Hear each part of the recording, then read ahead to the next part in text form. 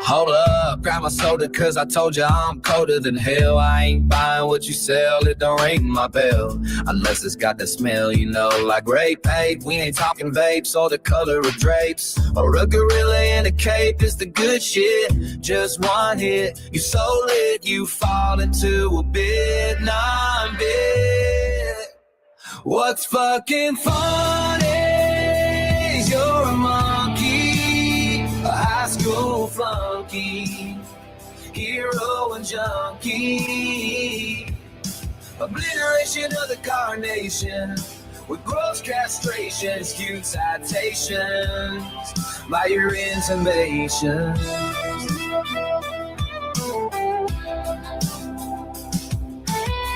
Get real, young man, there's only one stand. You can't stand a suntan. How you gonna live on the land? Obliteration of the carnation, with gross castration, in skewed citations, by your intimations. I'm a truth in rotation. You're a cheap imitation. Dark said hums, 808s make the ground shake. Cold as the grave, every word's a land quake. You're a flicker in a cipher, I'm the flame that won't fade. Step into the night where the shadows are made. What's fucking funny is you're a monkey, a high school flunky, hero and junkie. I'm gonna click another hit of this good shit, and I'm already it, so take over, it's been non-bit.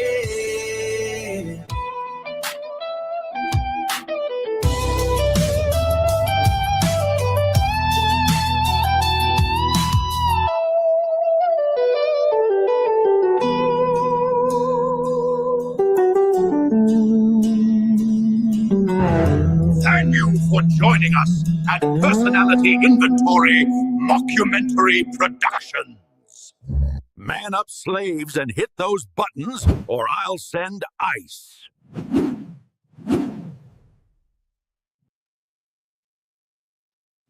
Greetings, everybody. Keith here. Hoping everybody's having a good day, enjoying life, living life, loving life. I want to remind everybody, hit that like, share, and subscribe button. There is a PayPal link going to be floating around if anybody wants to share some love. All is appreciated in the startup of our new the Hecklers Rides, the Short Bus Podcast TV, a new intellectual community for you and me. This is where we hope to educate the viewers and allow them to participate in the development and progression of this podcast, because we are dependent upon you. So let me get started. Tonight, I'm just going over certain things that we're looking at doing as the podcast development, and looking for support either way, pros and cons, as you see them as viewers, because again, we're going to be dependent upon you and what you want. And of course, this again is relevant to the intellectual aspect, because we don't want drama. We want the intellectual aspect where the viewer is educated in a progressive manner, so that the following generations can take upon that intellect and build it even more. This is what I see, hopefully through this internet and this panelverse, this World Wide Web, the greatest library at our very hands. So let's make use of it in a good, proper way.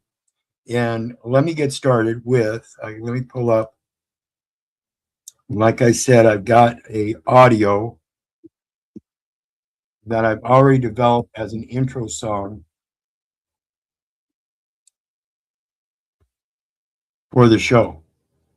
But this is not set and determined. This is a matter of, again, the viewer participation and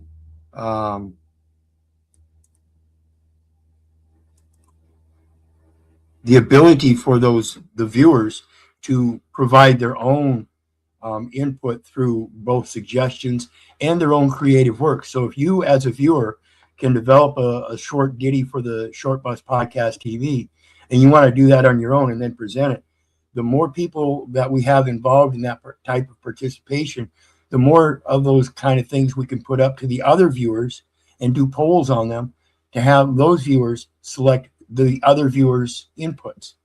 So it's not going to be something that we're going to push as our material. It's going to be the viewer material.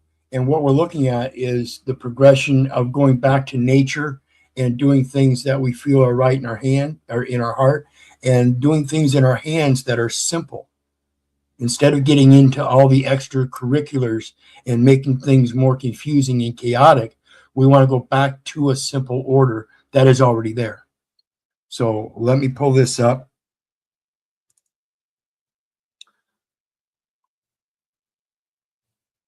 And see here.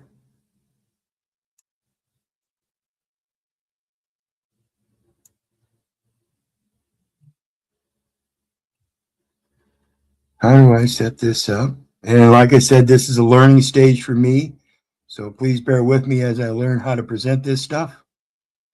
And here we go. I believe we should have it. There we go.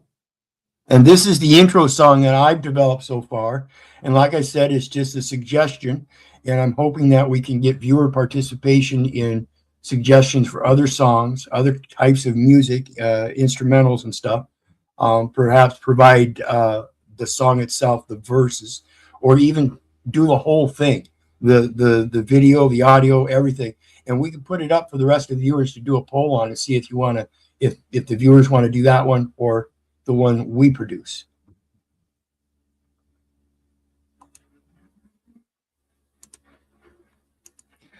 And let me know, make sure that we can hear this, because I can't tell from my end.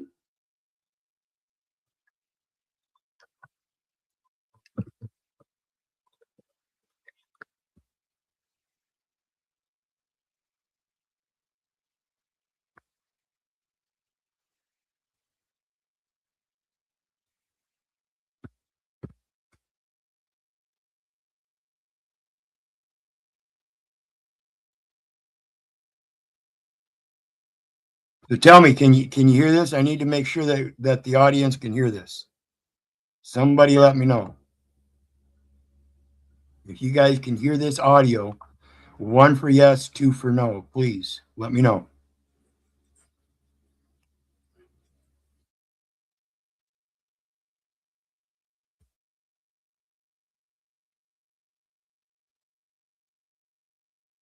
So you can hear my voice, but not the audio.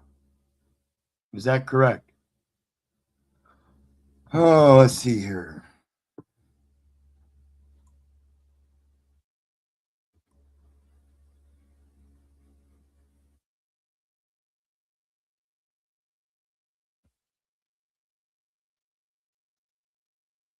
You can hear the voice, but not the audio.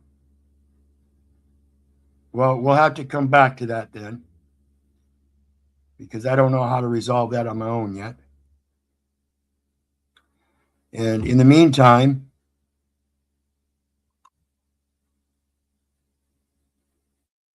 we'll get on with the rest of it. And so let me pull up my other screen share here. As we see here, this is the channel that we are now streaming live to. And I've got the 3 videos there. And as we look at them, the paradigm shift, this is the distribution of knowledge and media authority. And it's an essay that I did, and I went over a few of the basic points on it. It's a 20-page essay that I did in relations to what I've encountered in this social environment on the internet over the years that I've been involved in it, many years, and particularly the onset of what we now know as this panelverse, where we're able to get up and do these live panels, which I hope people will hit that link and come join me here shortly. But the paradigm shift that I'm talking about is the knowledge distribution. Like I said earlier, this is the greatest library right at our very own hands. And what it's doing is it's allowing for a massive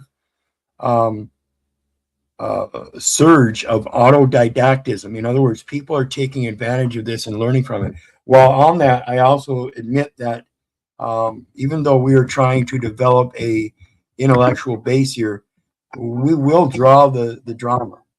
that's something that's going to be inherent. So what we're trying to do here is develop a way for the viewer and chat participation to limit that drama.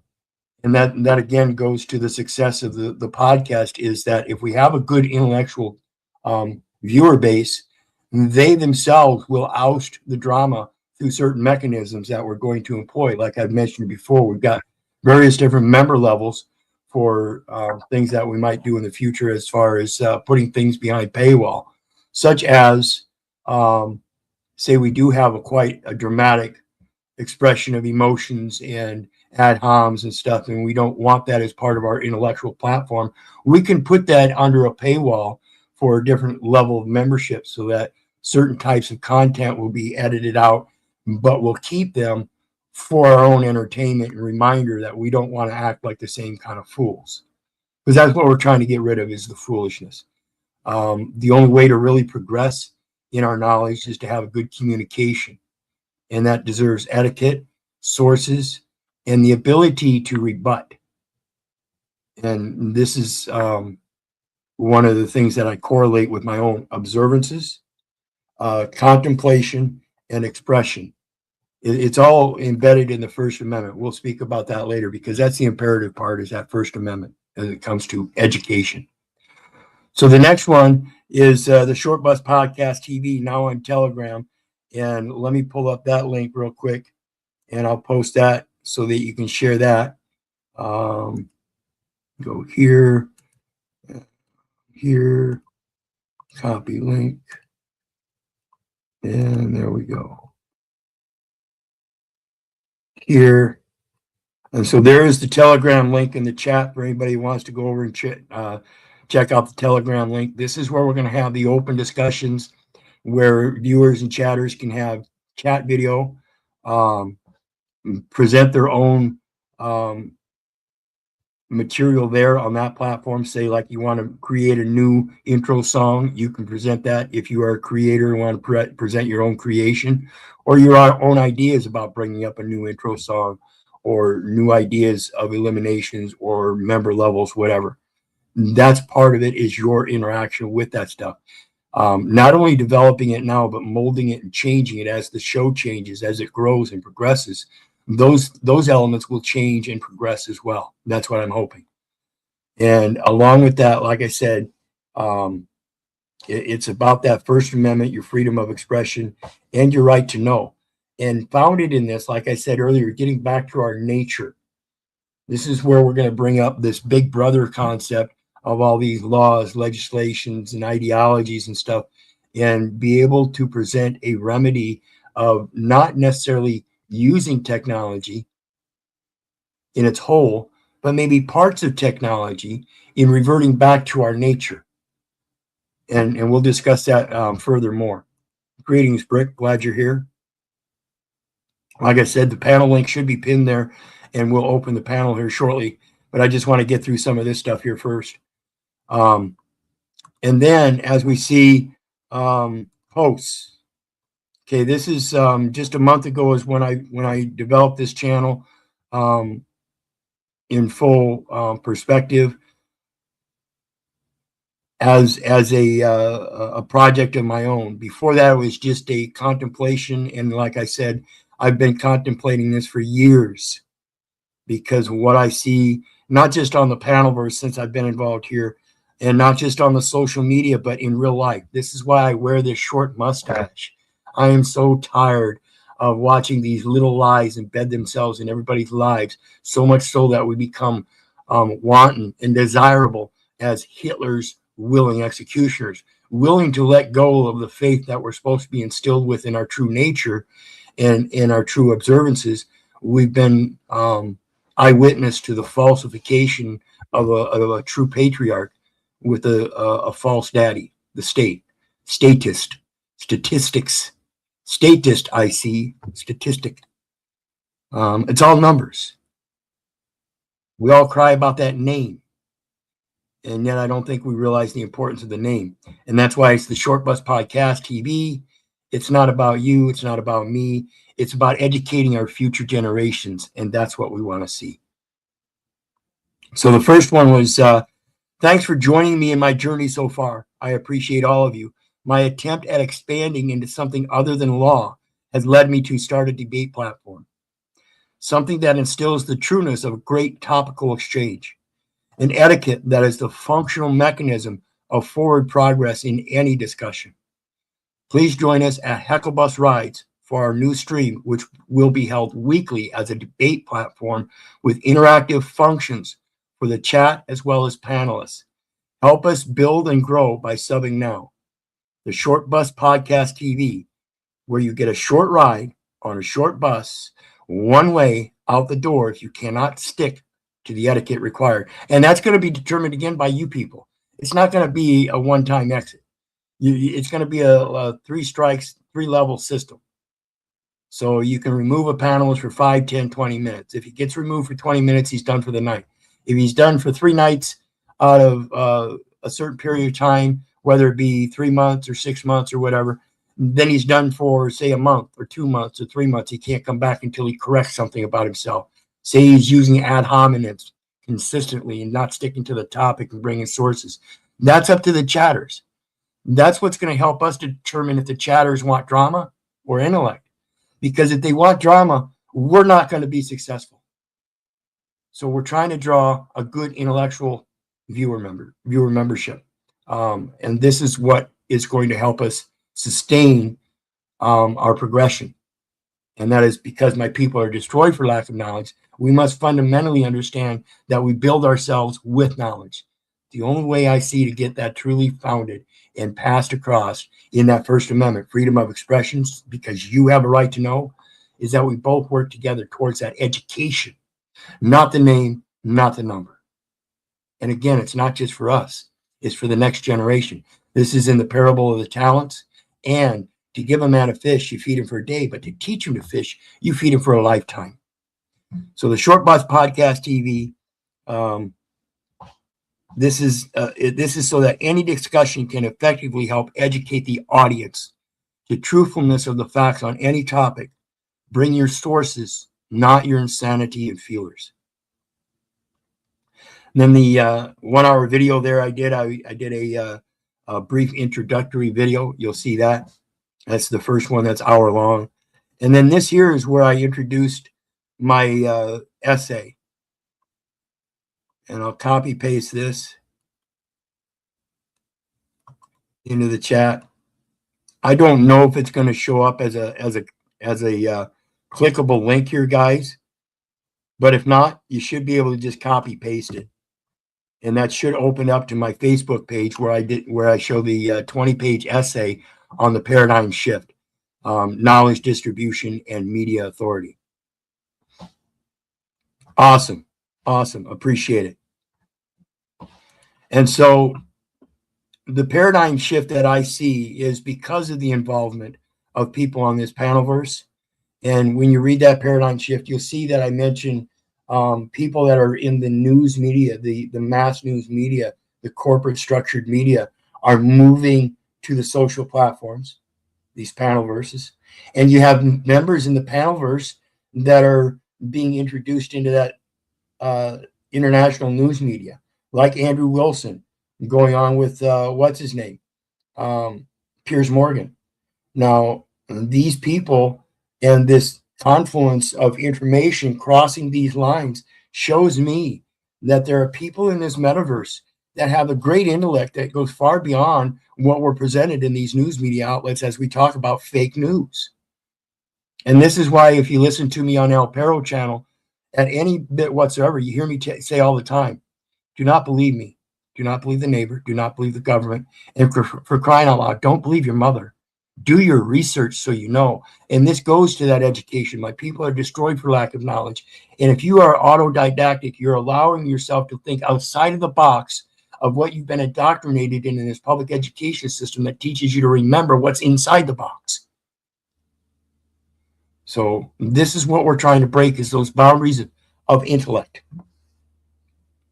The next one I've got is, of course, the Telegram group, which I think this is a clickable link. If not, it should already be there. Should already be there in your the chat section there.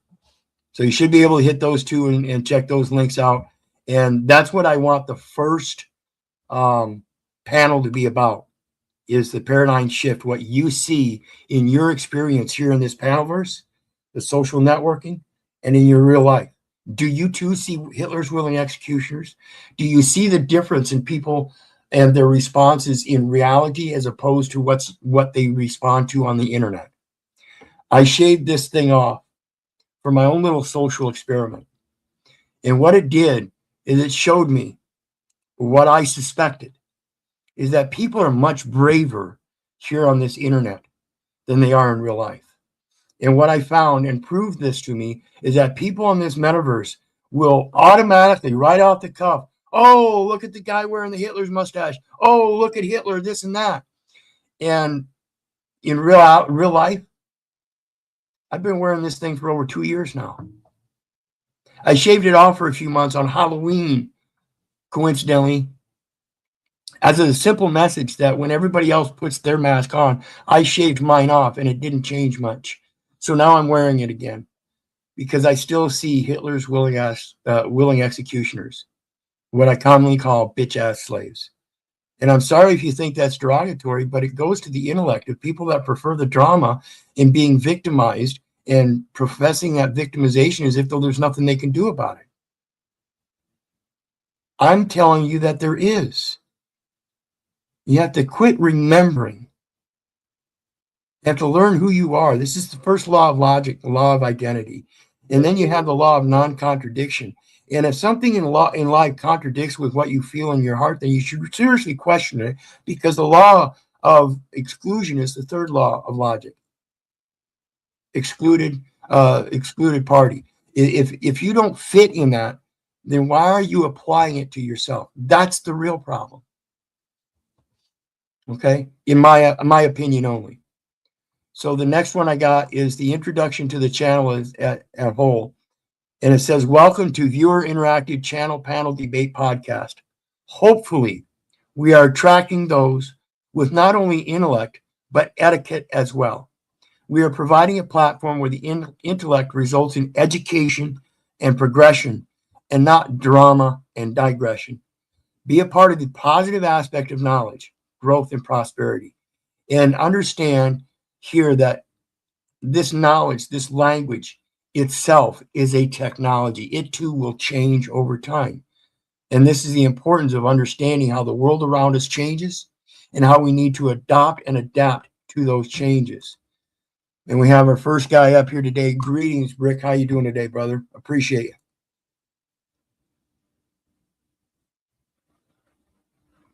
You there? Rick, you're muted if you're not paying attention, brother. I'm here. Sorry. Sorry. I just stepped away too. No problem.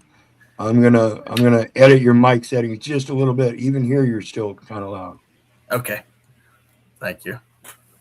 That works. Cool. So what's on your mind, brother? What do you think so far? Because I got one more thing I'm going to show everybody here as it relates to the topics that I've specified so far. Yeah.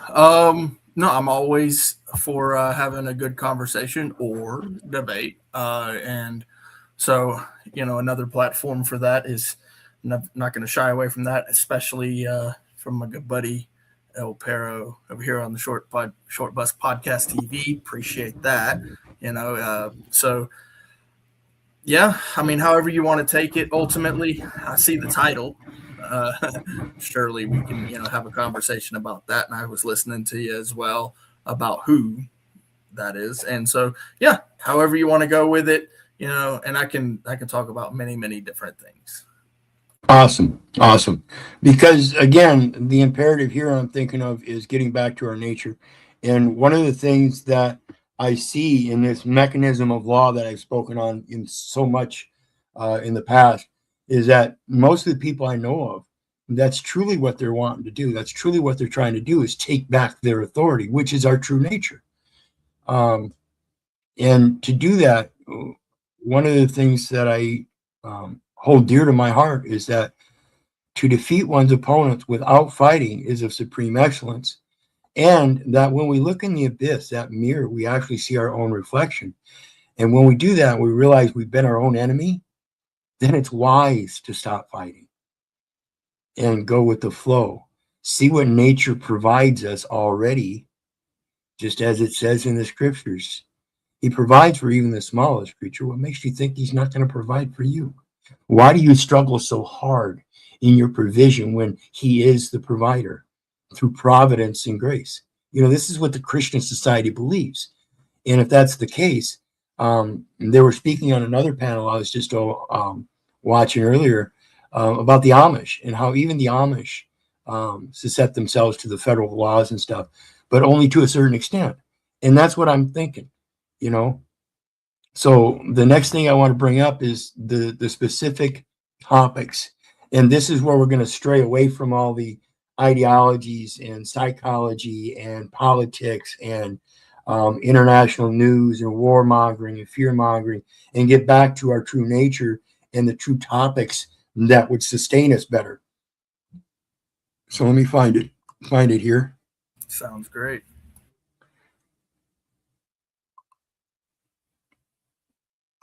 I think I posted it on Facebook. Let me double check.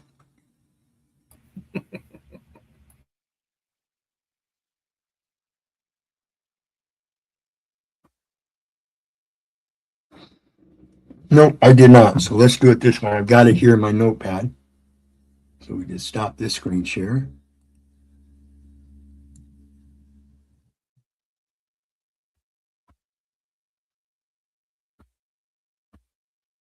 And what do you know in the meantime? What do you know about self-sufficient communities, boondocking, living off the land, traveling sovereign, things like that? What is your experience and knowledge there? So I have had to essentially live in the woods myself. I have a limited knowledge of how to take care of myself out there by myself. Um, but I've never done it with like a commune or like a small group of people going out into the woods, anything like that. I can essentially look for my food, uh, pretty much fish, that's that sort of stuff. But yeah, very little with other people. So I'm going to bring up a YouTube channel.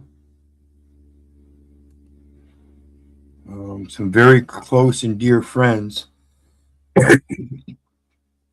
But first, we're going to go through this, which is the specific topics.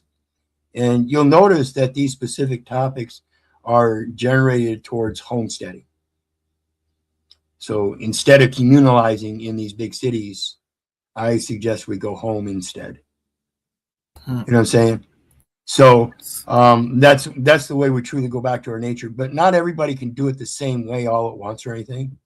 But there are things that we can implement in our lives, even in these residential communities, such as our own little gardening areas. We can even get together as a collective community in these cities and municipalities and cordon off a section of abandoned property through the city or county commissions and convert it to a neighborhood garden.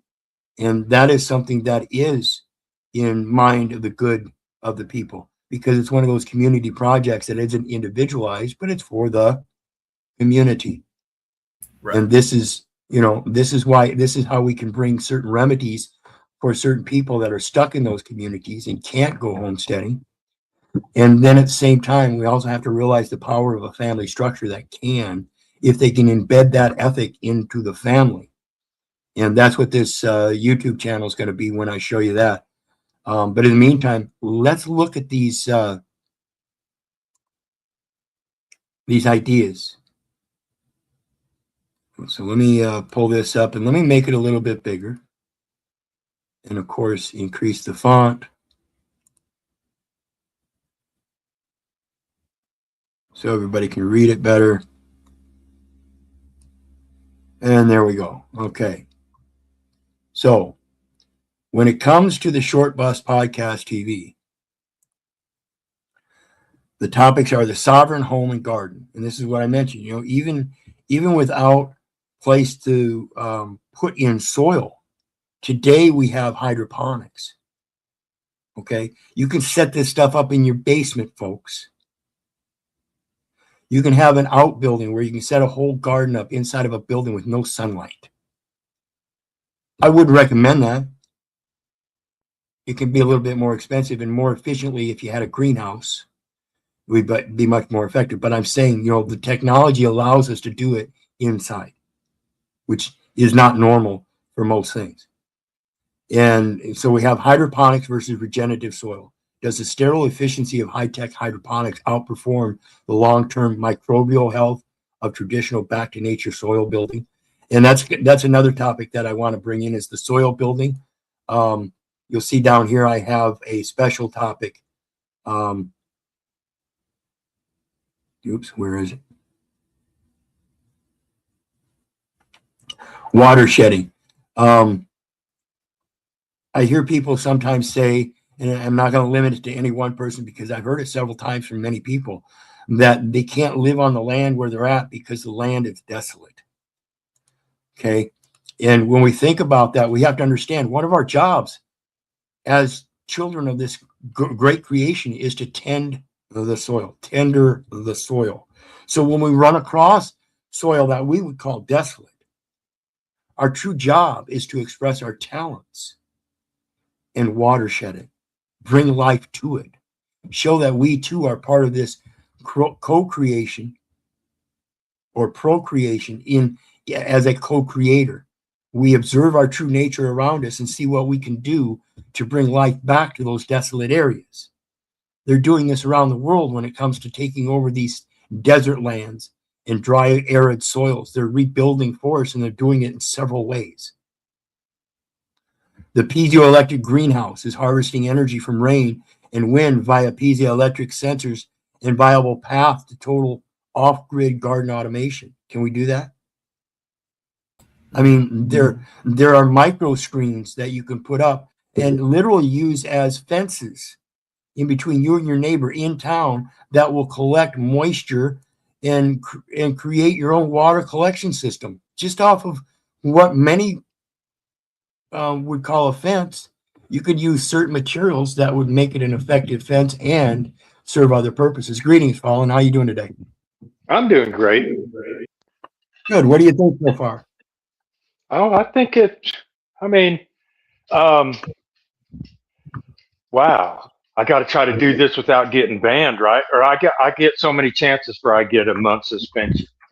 I mean, I like it, but I mean, and just me listening to you setting it up, it almost is like redundancies. It's like I'm not too sure why all the redundancies or what the thing is, but I know it's something that you're just planning. So, like I put on that one thing, it's like, man, let's just get to it. Let's just do it and you know, see how how the chips fall as they may or something. Well, and that's part of the thing about having the chat interaction and the intellectual part. See, I want to draw people that are already familiar with hydroponics and regenerative soil techniques, such as garden bedding. You know, instead of digging up the soil, but doing actual garden beds, things like that. Which is better? We know down South America, the Aztecs and stuff, the Incas and stuff, they built soil themselves, right? Isn't that what history finds? Why aren't we still doing that? Yeah. Well, So I know that if you start changing the floodplain, you're going to come into a bunch of problems, you know, when you do the water shedding and, you know, if you have your ground is desolate, you go out there and you start changing the waterway or changing the floodplain, you can face a lot of problems. Oh, yeah. And that's why it's important to understand. And we'll go over material from Victor Schauenberger and how river flows. And in the river flow, there are vortical currents that create an explosive energy. In other words, it creates a positive energy through a inward vortical. Whereas mankind uses explosive energy, he finds that water in its own current creates energy and fluctuates all the nutrients along the riverbanks And so it has multiple purposes, and it's an implosive energy. And that's, again, in respect to the piezoelectric, is a piezoelectric charge that we get from Mother Earth by grounding both ourselves by going barefoot or putting copper and zinc rods up beside our plants and creating actual electrical charges that pass through the plants. That piezoelectric, is that a better positive energy use than this massive generators and stuff? Are there ways that we can use the water currents that we already have to generate our own electrical grid systems when we live off the grid? I mean, shouldn't those collective power sources be for communities, and then those that want to live off the grid be able to have the same micro scale type technology in use? I mean, we all I have the think, same beneficial use of that technology, correct? yeah, I think that if you're living off grid and there's a river or even a creek, if you don't change the flow and you use it, I mean, because, hey, all you got to do is rotate some magnets around some copper, right? And if you have the knowledge to build this little system that uses that flow of that current of water without changing it, then I think that, yeah, I don't see what would be wrong with that. As in, like, even a community or just a lone person to go out there and have an apparatus, they would sit over the creek and propel and bring electricity to themselves if they need it. Absolutely, and that's what I'm talking about. You can make simple devices that run belt-driven systems that would be hooked up to a generator that isn't going to cause any pollution. It's just generating electricity. There's no carbon footprint or anything, none whatsoever, folks. So we got to think about this stuff. And so What do when you it think comes, about that carbon footprint, though? I mean, and just speaking about that, and in that is like, what is it that you think as us as I don't know if I'm going to use words loosely, like individuals. Like, what do you think the responsibility of a carbon footprint is knowledge, when we're doing this stuff? it's always, excuse me, I'm getting a drink.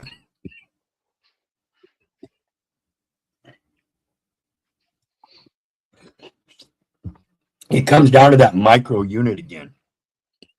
We have to be knowledgeable and sensible. So when we think about the carbon footprint, we have to understand the plants that give us oxygen actually live and thrive off of carbon monoxide and carbon dioxide. In logic, this means that if we provide the plants with more carbon dioxide and carbon monoxide, they will put off more oxygen. Does that make sense? Yeah, I agree.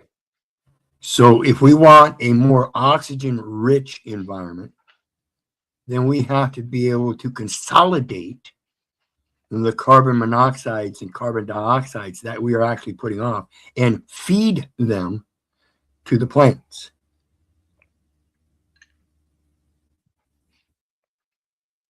That's it. They found microorganisms that will eat plastic.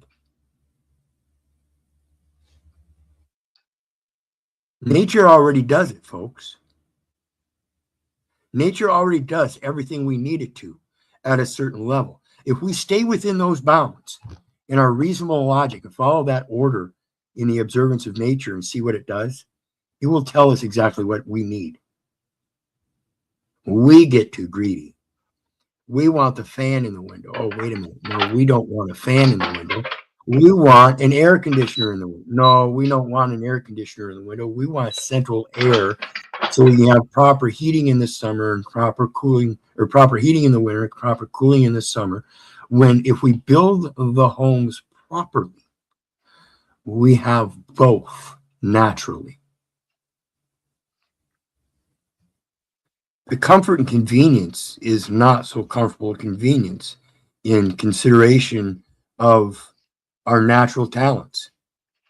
You know, our current air conditioning system started off of a bucket sitting in front of a window with a breeze coming through, and it was filled with ice. Air conditioning. Guess what? We've had a lot of social conditioning to comforts and convenience that if we went back to the simple tactics, we would find they serve us much better. So when we think about this, getting back to the topic here, it says the piezoelectric greenhouse is harvesting energy from rain and wind via piezoelectric sensors, a viable path to total off-grid garden automation. There are many things that we can do, particularly, again, if we observe nature and what she does. Residential zoning versus food forests. This is what I'm talking about with the community gardens. Should local ordinances be abolished to allow front yard micro orchards in place of decorative lawns? You know, when we talk about the micro orchards, you know, we're talking about generally that's orchards, that's trees, grapevines, things like that. And when we talk about trees, you know, you can splice trees. So if you technically, if you wanted multiple fruits, you could splice multiple fruits into one tree. That would only take up so much space and still have the multiple fruits in your own yard. This is the information and intellect that I want to look for and get out there. This is why it's viewer inducive. The people that know these techniques are the ones that I want to be viewing. These are the ones that I want to be interacting. These are the ones that I want up on panel. These are the ones I want because I have a great freedom of expression. But other people have a greater right to know. So if I don't know, I want those that do a great expanse of knowledge of how getting back to our nature is better for us. Okay? And pipe up if you think anything I'm saying here doesn't make sense. And as you were speaking of following automated irrigation versus intuitive husbandry, does reliance on moisture sensors disconnect the gardener from the spirit of the plant? This is the right to cure base right here in that the parable of the fig tree. You know, the caretaker wanted one more year to take care of that fig tree to see if it would produce, because this year it didn't. So they were going to condemn it and cut it down. And he said, no, let me give it one more year. It may have just had an off year. You know what that is, don't you? That's the Sabbath that these Christians pose. The paying Sabbath to Mother Earth, giving it a break every 7 years. We have to learn how to give things a break. Do dams give nature a break? Nope. Heirloom seeds versus optimized hybrids. You know, this technology of making plants that can bear winter weather so they have a full-length season so they can bear fruit at the end after they've already been frozen. This is, you know, do you see oranges with seeds in them anymore? Anybody out there get oranges with seeds in them?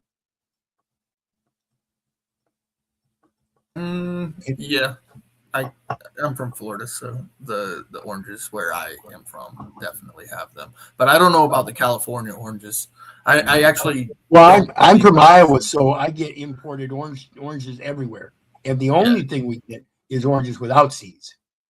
They're probably from California. Seems like I remember California oranges don't have seeds. Right. But the ones in Florida, well, my sister has oranges growing on her property, and those definitely have them.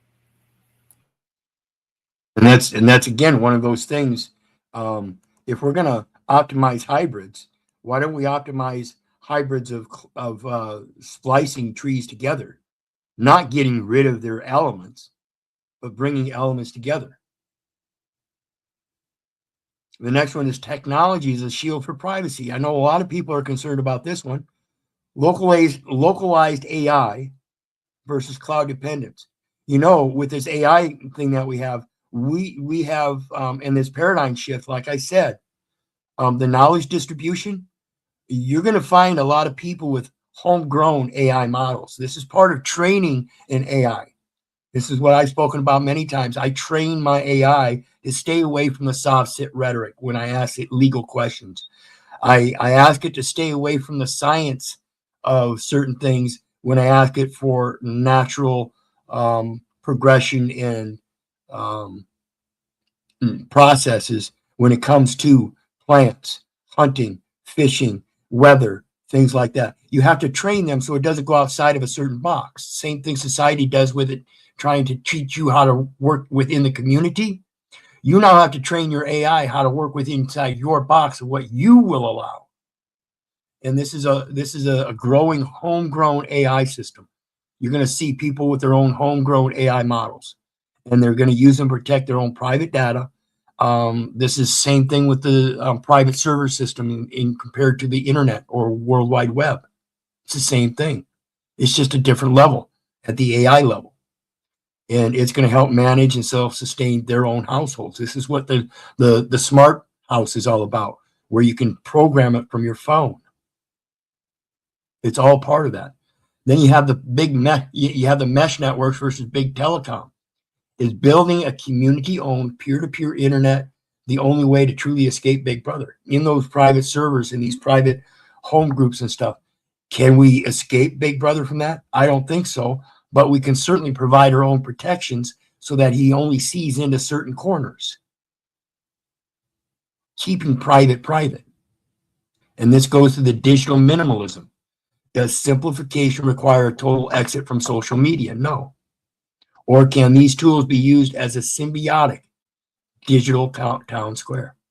Is this a place where you can make your voice heard? Again, this is for the viewers and the chatters. Okay. First Amendment. You have a right to know. And then we go on to the open source hardware. Why the right to repair our own agriculture in energy tools is a fundamental pillar of individual liberty. This is the same thing as me being able to go home and after a long, hard day, pull my car into the garage and fix it my own damn self. And I'm telling you, people, that's what we're looking at. You have to learn how to fix this shit yourself. And like I said, language is a technology. Cryptography as a natural right. Is the use of encrypted communication a modern necessity for maintaining the natural spirit of private conversation? And I want to talk about Braille and American Sign Language here, okay? Because I, for one, want to learn both. Because I don't want to be excluded if I become blind or deaf. Because then I would be compelled. It would be mandatory that I learn so I could communicate. I'm just going to say so that. I could, so I could communicate with others that are in such a way. Now, why would I not want that to my own benefit so I could communicate with those others that are in that way already? Why do I have to limit myself to being blind before I communicate with the blind? Am I excluding the blind from my own circle? Am I excluding the deaf from my own circle? Okay. Physical and mental grounding. This I spoke on this earlier with the garden thing in grounding, earthing in the digital age. Can technology like indoor grounding mats effectively replicate the biological benefits of walking barefoot on Earth? And I pose this. I've got let me pull it over here. I've got it right here next to me. Let me unplug it.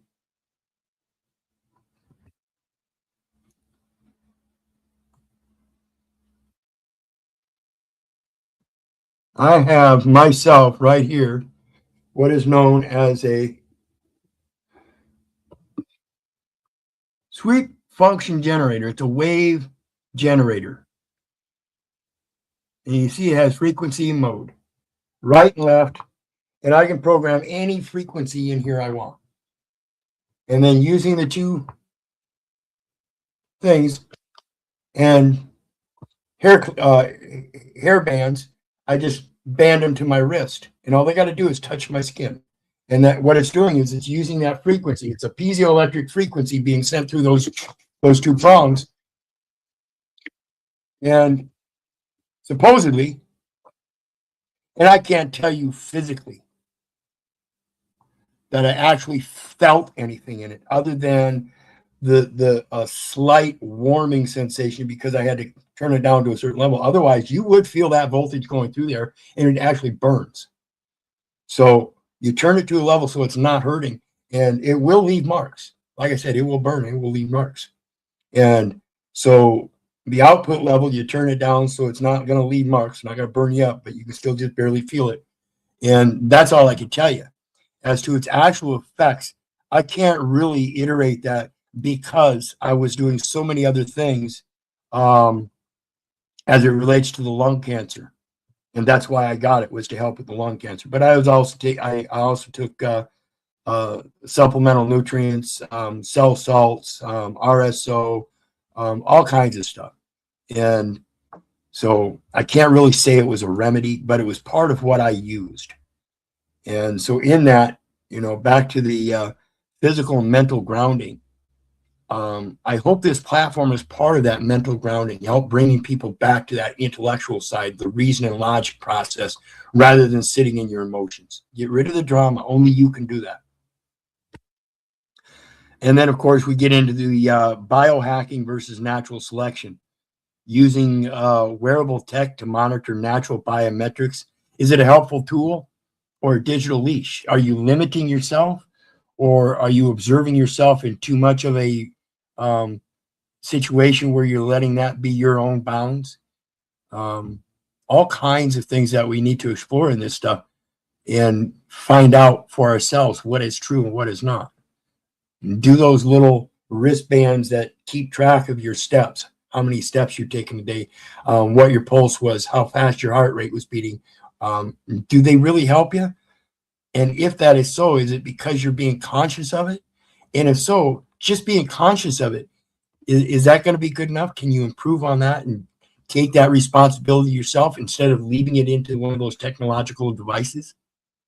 Is that one of those technologies that you could do without by taking on that responsibility yourself in your own true nature of maintaining your own health and not having somebody else to remind you that you're looking fat? Can't you look into that mirror and see yourself? Again, it's looking into that abyss. That abyss is only going to be a mirror, a reflection of what you put into it. The abyss of screen time, how to utilize high definition media for education without falling into the psychological trap of digital escapism. This is the groupthink safe spaces that I talk about. I don't want this to be a groupthink safe space anymore. I want this to be an intellectual, progressive place where we can see ourselves and others grow, not by putting each other down, but by helping each other out with our own education. To feed a man a fish, you feed him for a day, but to teach him to fish, you feed him for a lifetime. And we're going to talk about this in the aspect of fishing, hunting, sewing, churning butter, agriculture, plowing, all of it as a diverse set of talents. We have to bring that diversity together. That's where we're sustainable. We're very vulnerable in our own independence. Me, my singular right to express myself is a great right, but it's very vulnerable on my side. But diversity says that with everybody else's right to know, it impounds the importance of that expression and right. It makes it exponentially more important in you. So then we get to the circadian lighting versus natural light. Can smart bulb technology effectively reset a human body clock damaged by urban living? I've got a couple of these too. This is another thing. Got one right here, and then my companion's got a electrical one that you plug into an electrical outlet. But this one right here is one of those such things. So I have a question about that. Where it's got. Does it do anything for vitamin E? Because I know vitamin E, you get that from the sun. No, vitamin D you get from the sun. Excuse me, D. Yes. And yes, that's what this is for. I can literally set this inside, and this is what I was talking about with your hydroponics and stuff inside. You can use such lights as this that will provide that blue spectrum light, that ultra blue violet spectrum light. Very good. That's what the fluorescent lights converse to the incandescent lights is all about. The incandescent lights, they don't provide anything for that vitamin D. Whereas your ultraviolet lights, yeah. So the next one, electromagnetic frequency. Again, that's that machine that I was talking about. Is it possible to balance the benefits of Wi-Fi with the biological need for quiet zones in the home? In other words, all these frequencies that we have around us in these communities that are constant. And when you go by these big, massive power outlets and stuff, and you hear that buzzing, and you see when they work on them, they put that pole up there and they switch that thing on, and that big electrical arc comes out, and you can hear it. You can almost feel it going through your bones. Is that settling or unsettling? Is that something that's causing us chaos in ourselves? Is it wise to get away from that stuff for a while? Like I said, a man in his stoicism requires his own solitude. He must go to his solitude to maintain his stoicism so he can get over his emotions. Do we need those quiet zones in this Wi-Fi communities? I think so. And that's why I pose that we should go back to our nature. We should get out of these homes and go on those nature hikes and visit these parks and stuff and get away from the Wi-Fi, leaving the phone and instruments home. Sure, go ahead and take one, but don't be dependent upon it for its Wi-Fi. Be dependent upon it for its video and audio qualities so you can take video while you're out and then format it when you get home as a photo album or video album, audio album, as a matter of a journal, a private record, not to publish under your First Amendment right to express or expose something. Be more creative. One of the things, and this is why I asked you about the travel issue, Brick, and this is where I hope you have something to say. Boondocking and mobile sovereignty, the high-tech nomad. This is part of the Short Bus Podcast TV, is the boondocking community. The boondocking community is a bunch of people that go through customizing buses and vans and stuff to travel around the country as a home. Okay. There's their home on wheels. Nice. That's good. Going around to self-sufficient communities, putting in their labor in exchange for part of the harvest when harvest comes around a month later. You know, or in exchange for items like soap and butter and stuff that self-sufficient community makes. You get there at the beginning of the year and help them with the gardening, but you're not going to be there long enough to be part of the harvest, so they can exchange some of their locally produced butters, honeys, products. You know what I'm saying? Mm-hmm. That's the barter and exchange that we're looking for real nature. You don't need a fiat system. If a man is bound by his words, then why is he binding himself to a fiat currency system that says everybody else has a say-so in it? That's what I don't like. But I'm not going to get into that. Like I said, I want this to be about the resolution side. And so, again, when we get back to that resolution side, let's look at this.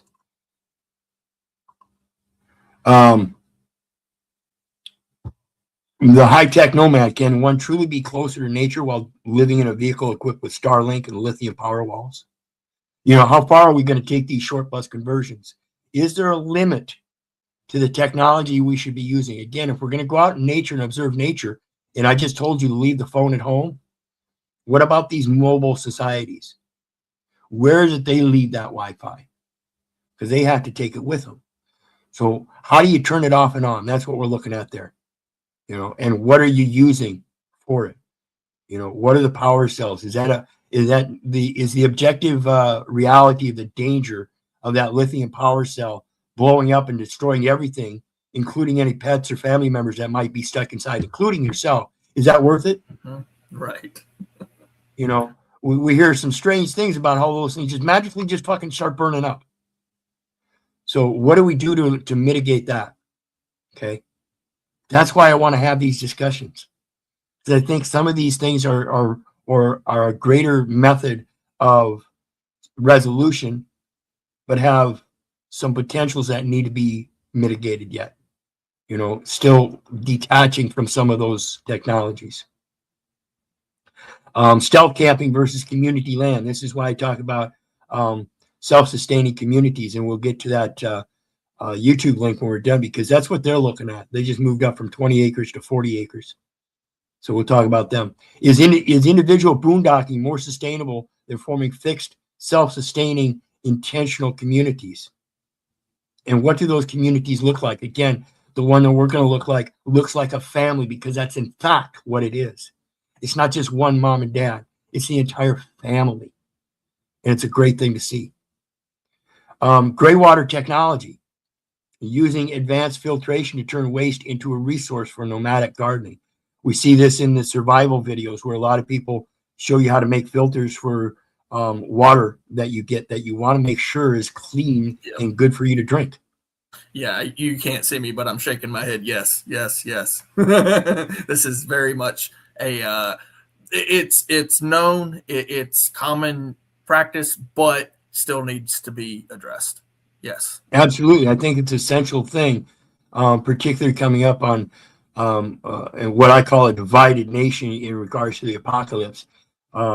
If you really are for the apocalypse and you think that's what's coming, you better have a way to provide a clean water source. I think it would be imperative that everybody learn this simple stuff to do that.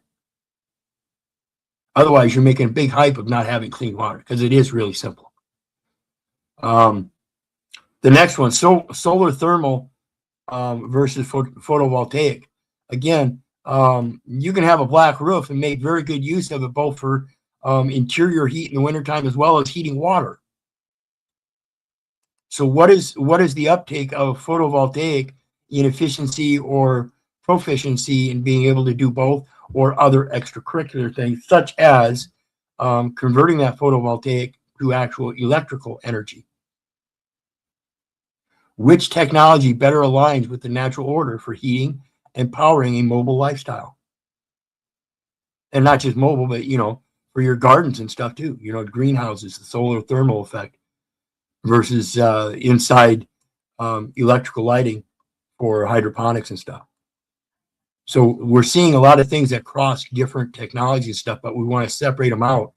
And then people that have sources will come with sources from various different walks. The ethics of leave no trace. And this is the conservation thing about the plastic straws that were legislated out, plastic straws and paper wraps. If the real effect is leave no trace, then we better be better than the legislation that outlawed plastic straws and paper wraps to only resolve it with paper straws and plastic wraps. There's got to be some kind of progression there, and not some stagnancy where we just go do the exact same thing in a different form. Okay.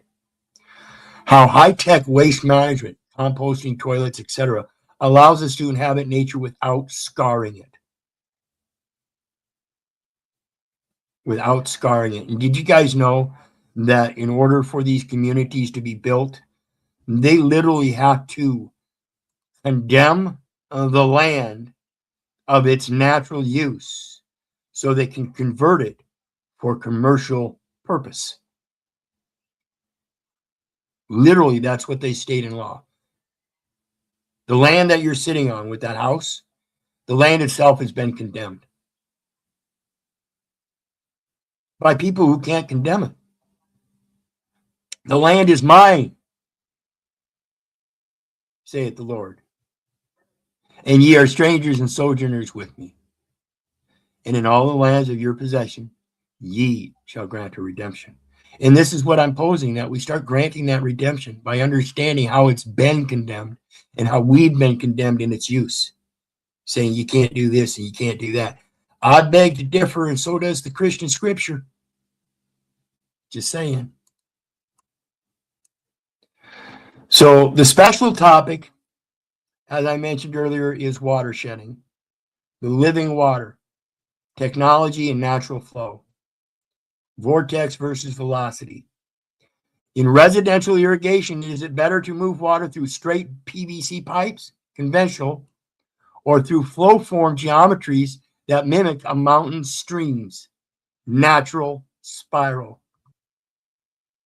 Implosion versus explosion. Like I said earlier, I mentioned Victor Schauberger. Following Schauberger's theory that nature implodes to create life, while man explodes to create power, how can we design home water systems that cool and densify water rather than heating and depleting it?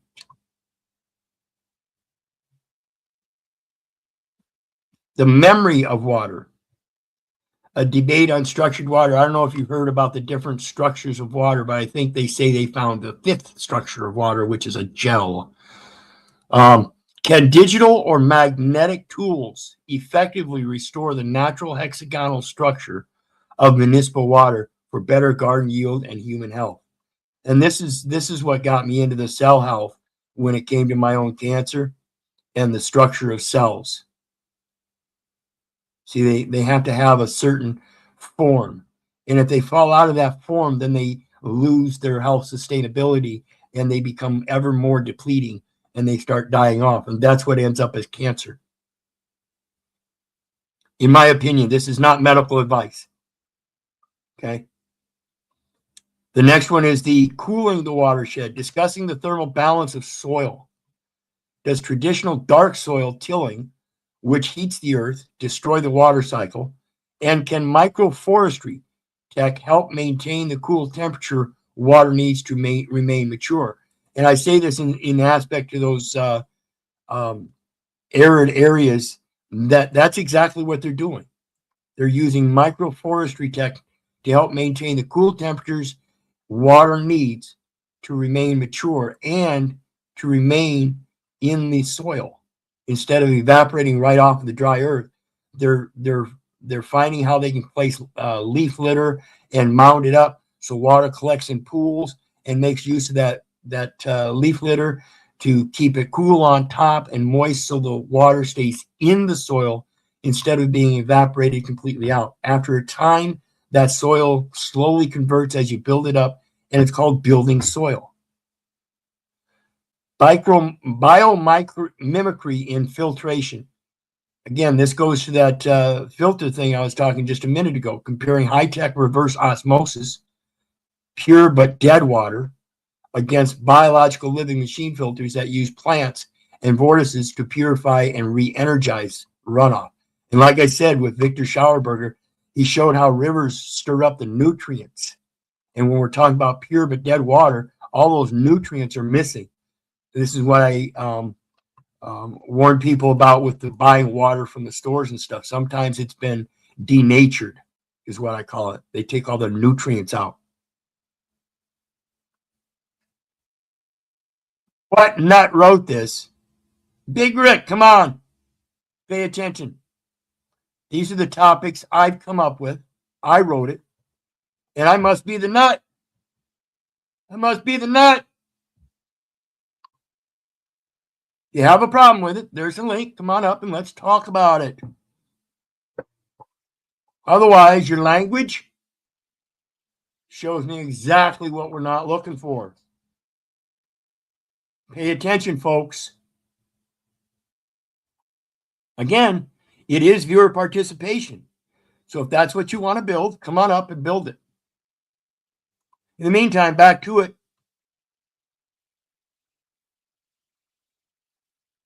The next one is decentralized hydrology. This is what we were talking about earlier, the following, in being able to use those streamlets, inlets, and waterways to provide our own little micro generators. Is the grand dam model a violation of natural order? We explore how micro check dams and piezoelectric rain harvesting allows individuals to manage their own watershed without state interference. Okay. The copper versus steel debate. This is another one. Schauberger famously claimed that iron tools de-energize water and soil. Should the modern, think about this, smack a hammer with another hammer and see if it doesn't magnetize each other.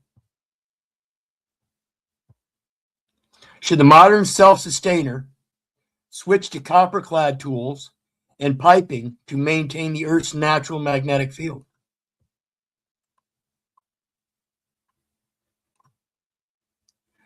Rainwater is sovereignty. As Big Brother begins to regulate private wells and rain barrels, how can we use low-profile, high-tech sensors to manage personal watersheds invisibly and efficiently? Like I said, those microweaves that you can put up as fences that would serve dual purposes by putting a little gutter under each one, or a gutter that runs along the span of the fence where it would collect that runoff and irrigate your garden.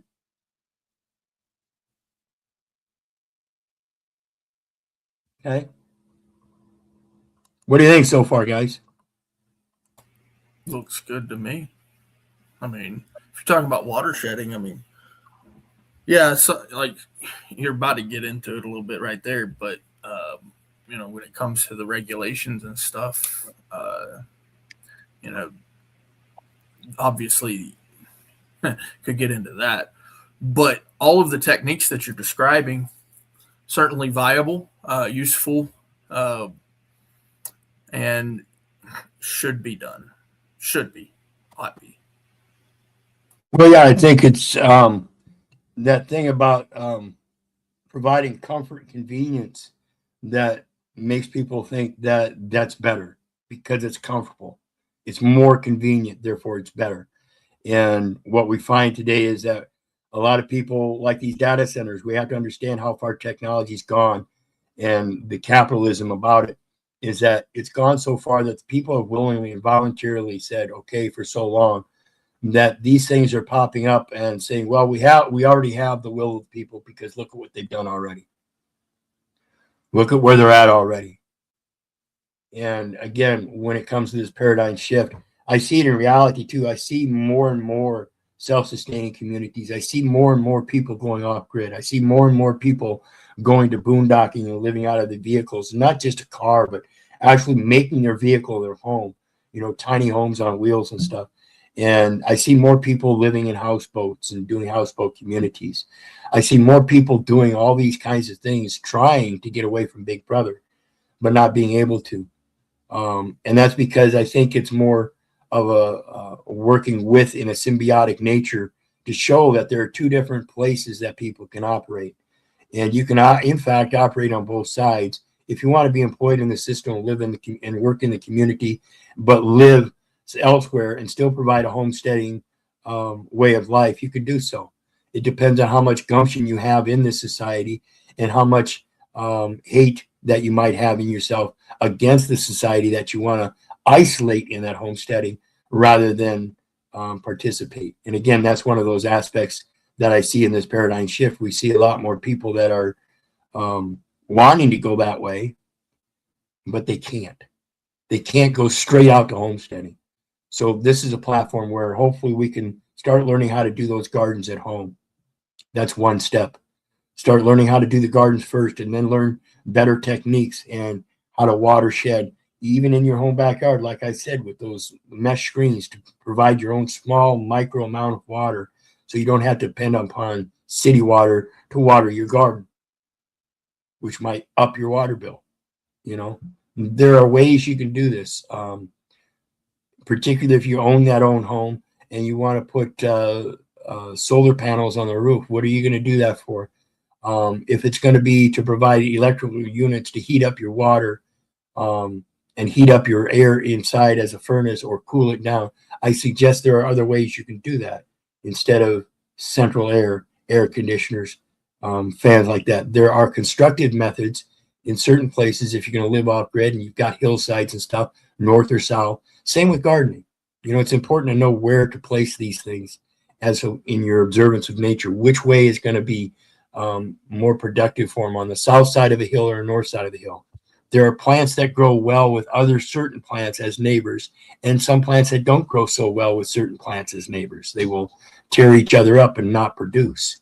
So we have to learn all these different methods. And like I said earlier, splicing certain plants together to provide multiple different kinds of fruit, apple trees with pear trees and pear trees with plum trees and all kinds of stuff. This is kind of stuff we're looking at. You guys got any experience in that? Because I've done my own, of course, gardening. I'm getting into some gardening again this year, finally, since we've got a new place and we can actually do that. It's been 10 years since I've been able to do a garden. But I used to do my own garden all the time. Homemade ketchup, homemade shrimp sauces, barbecue sauces, steak sauces, homemade wines and shines and all kinds of things, fuels, incense. I mean, like when I was growing up, uh, I learned all that stuff, and I became a landscaper, in my profession. Like I'm very professional landscaper, and I can do all that stuff. Ultimately, it just kind of depends on what you're looking for to plant and that sort of thing. So everything, has its own natural soil, has its own natural uh, preclusion towards what it desires as far as sunlight, water, all those things that it naturally craves. Some like more sun, some might like less water to grow naturally and be strong. But really, ultimately, the guides on this, the best guide that I've ever found is Farmer's Almanac. That old book that basically nobody has anymore. Those guides that it's essentially passed down through generation and generation. There's techniques to tilling the soil every season. You're supposed to do certain things. Certain season you're not supposed to do certain things. You rotate crops, things like that. Like if you grow watermelon, it draws a lot of the nutrients, a lot of the water out of the soil, so you can't plant watermelons in the patch every year, kind of thing. So you actually have a lot of technique in a lot of that stuff, and especially when it comes to the watering. Some plants just don't like that much water, and you can overwater your plants. The grass, right? So like you can really kill your grass with water. And so it's absolutely, imperative if you're doing this kind of stuff that you have to know it, or at least have a book to rely on. Books are very, very important in these factors because we can't remember everything, and we want to be able to remember as much as possible, but and the internet's not going to be able to tell us everything either. Well, and that's why I mentioned that journaling thing. If you're going to go out and do this stuff, my imperative in any kind of electrical device isn't so much for anything but journaling for the educational aspect. I'm not here to promote anything. I'm not here to advertise. I'm here to educate and learn. This is the equal exchange that I see in love thy neighbor as thyself, and knowing that if I want to have my neighbor treat me in a certain way, then I have to treat them in a certain way. It's the same thing. And in that, when we think about all this stuff where we all feel some kind of trappedness, where we know there's something that we can do, then I suggest that we start looking outside the box, because what we've been taught to do as solutions and stuff is go to a third person that has been limiting what we can do through that public education and certain presumptions and this and that. And again, it's my people are destroyed for lack of knowledge. Everything I've learned shows me that we need to get back to that knowledge. To defeat one's opponent without fighting is of supreme excellence, means that we need to do it with some kind of knowledge. Therefore, it's the education that's imperative. And I can't stress that enough. And Extraordinary One says, Kratky and Mittelalter gardening methods are king. And in addition, urban forest gardening. There are a lot of things that we can do. Perennial gardens and stuff like that. Like I said, there are certain plants and trees that live well together. So when we learn that, we can actually tender the earth in its own artistic form by watching how this stuff happens and just doing it, implanting that stuff. Like I said, if the soil is desolate, then see what it needs to build that soil, and what plants will do that. What plants will start out being hardy in those first conditions and will continue to grow and provide better and better conditions for the undergrowth. What plants will start out at the beginning and grow big enough to provide an undergrowth that you can continue to build that soil in an undergrowth manner. In other words, one spot, and then expand it through undergrowth and other things that will help continue building that soil. Yeah. Many different things. And Yeah. this goes to the thing I was reminded of by you is the chickens and things. When it comes to the soil growth and stuff building, we need to get away from the herbicides and pesticides and get back to the more natural methods, such as birds, chickens, natural wild birds and stuff, chickens, bees. Bees are a great thing. Honey, if you're going to homestead and have one particular plot, I guarantee you want bees. You want to get comfortable and used to bees. You want to be able to allow them bees to take the nutrients from your own gardening plants as they flower and provide their own honey. And what that's going to do is that's going to help transfer that natural soil biome into your gut as its gut biome to help eat the food that's being provided in that very area. Yep. That's exactly right. Natural, or I should say, local honey. Local. Right. Yes. You want that local. And then also I wanted to mention, fertilizing and that sort of thing, or, organic, what is it? Composting. Composting is very important. Like you need a compost. You have to have that. Yep.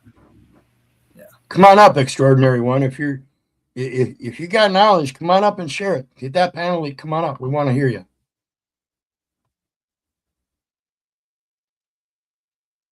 Got plenty of time. And real quick here, make sure everybody has it. Let's see here. Panel stream. And there is the link for the, let me find out where am I at here.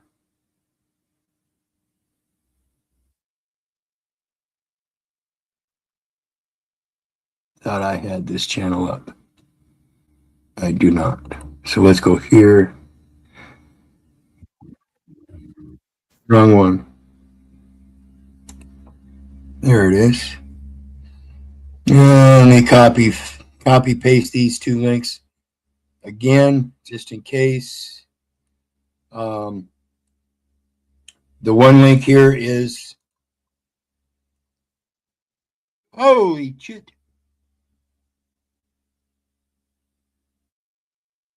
That's not the one I want. Sorry, folks, I'm learning.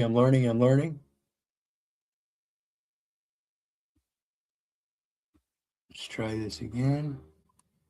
How about we just hit the link? Copy. And this one here is the Facebook link to the 20-page essay I did on the paradigm shift, knowledge distribution and media authority. Like I said, come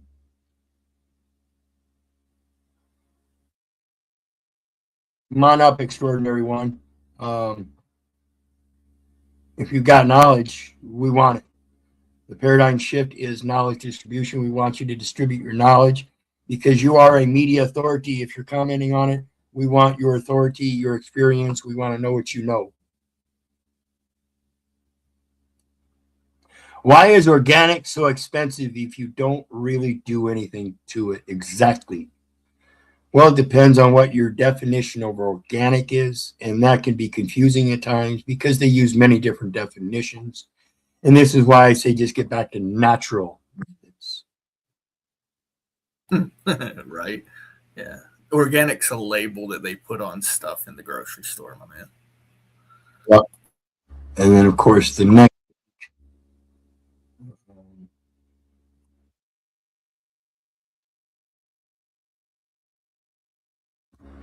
Okay, we have the extraordinary one. Greetings. How you doing today, brother?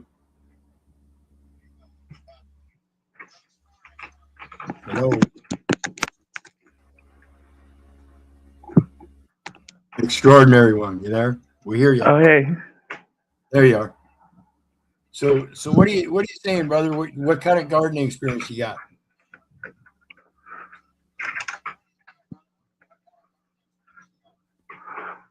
I've helped out with a few farms, but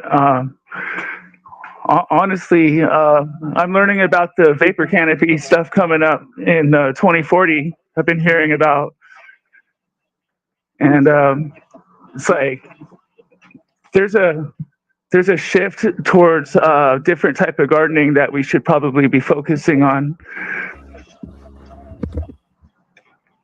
Like what?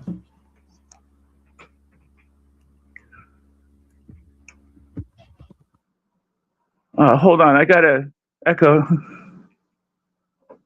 Oh yeah, if you've got an echo, you've got another window open somewhere. We're not getting it here though. Okay, it was YouTube. I forgot to stop the YouTube. Well, I know I'm kind of just learning about all this stuff, but it seems like the climate's going to be significantly different, and the the awareness and the planning is going to be central to our own survival. And It's like can you explain what that is when it comes to that vapor canopy? I know what you're talking about, but for the viewers, I want them to get your viewpoint first, and then if I can clarify anything, I will. yeah, it seems like every I guess the record is every 138 years we end up with a natural phenomenon that causes the sky to cover with moisture to the point where it blacks out the sun, and it's rumored to be from different things such as volcanoes, underwater volcanoes going off, creating a vapor barrier. And the last time we had one of these was in, I think it's every 3 cycles. So it was over 500 years ago that we had a significant vapor canopy. And all of this has been covered up in history. So we're just now piecing all of this back together so we could figure out what to do. But there's a significant amount of evidence showing that this is something that we have coming up.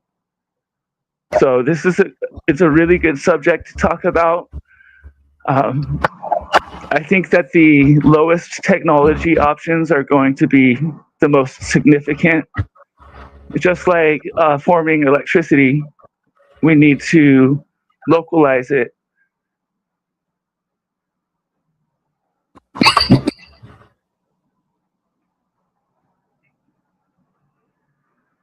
Anyways, that's just my experience. Oh, you're muted. Oops, my apologies. Yeah, and that's what we're talking about here is the taking the macro electronic, the macro technology, and using it on a micro level, because I think that's imperative to understand our true nature. And when we do that, we will certainly be more at hands with our nature. And that itself, the experience itself, is what allows that progressive growth in that our own abilities and appreciation for what we're doing is what sets us forth in that motivation. When we see that our comfort and conveniences that we've taken upon have actually been detrimental, and that we become healthier and more interactive and more social by getting back to our true nature, I think more and more people will progress to that. I think it'll draw attention. And I think that's what a lot of people are looking for. Like I said, not everybody can go out and just drop everything they've got and go off hiking in the mountains for 7 months. And they have families and wives and children and husbands and jobs.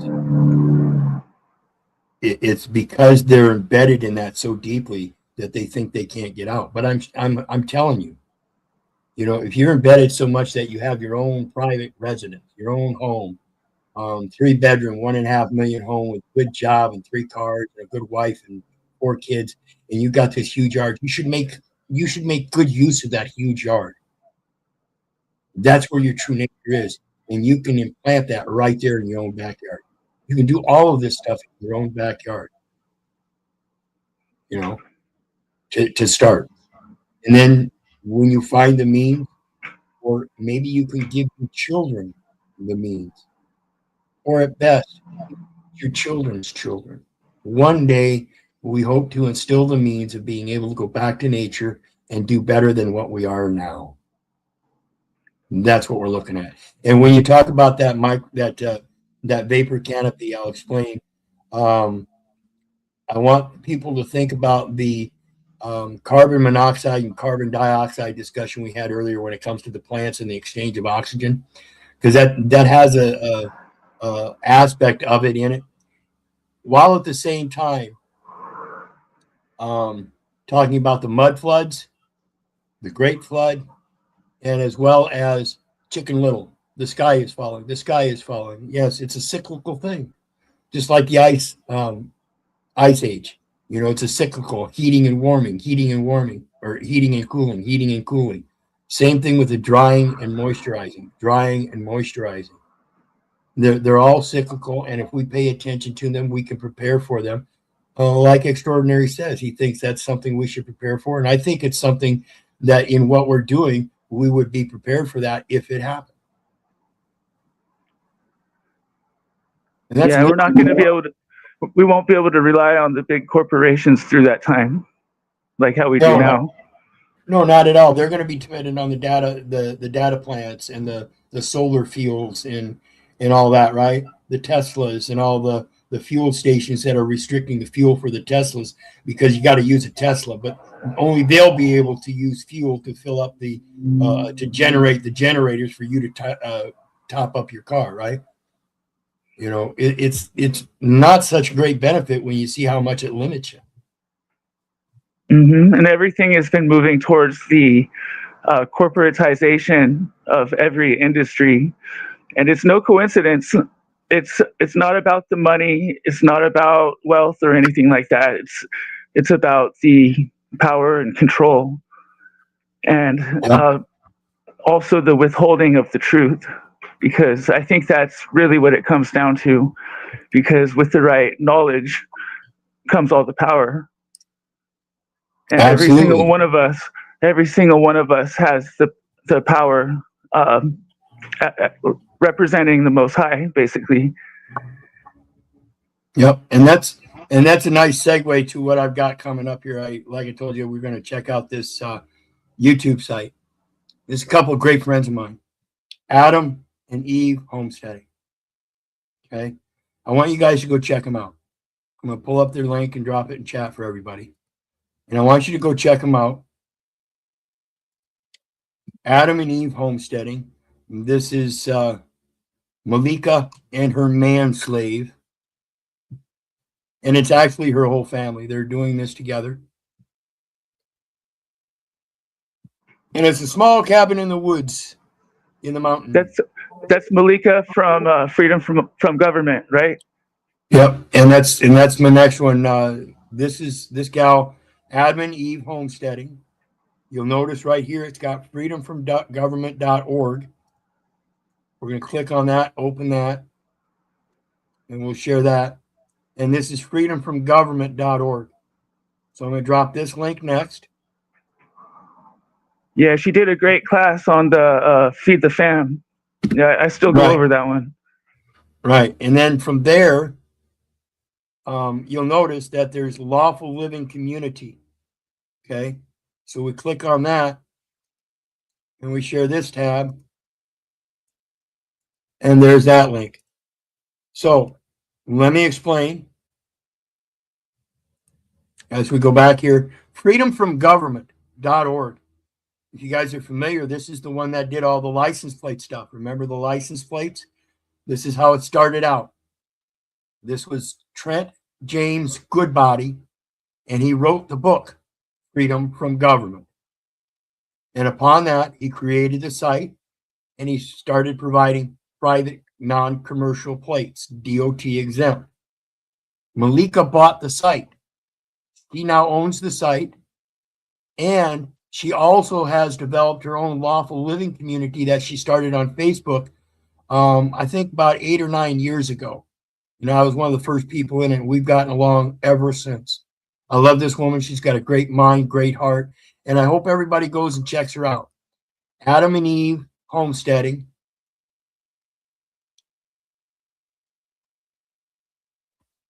freedomfromgovernment.org, and lawfulliving.com. Go check them out. If you really want to start participating, that's a great starting point. All kinds, they cover everything over there. I've been part of the community for a long time. I don't attend so much anymore because I've got more things going, but go over there, check them out. You'll see me over there now and then. I still post every once in a while. We still keep in touch. We're great friends. And I think if you guys get in touch with her or watch what she's doing, I think that will help you understand a little bit better of what I'm talking about here with this debate channel. We need people that want to put the drama down and get into reality. Start speaking about the truth of who we truly are in our natural person and our natural capacity. That's the only way to be good people, is to be the good people this world needs. Quit getting in the victim and the dramatization and flipping to ad hom and straw man attacks. We don't need that anymore.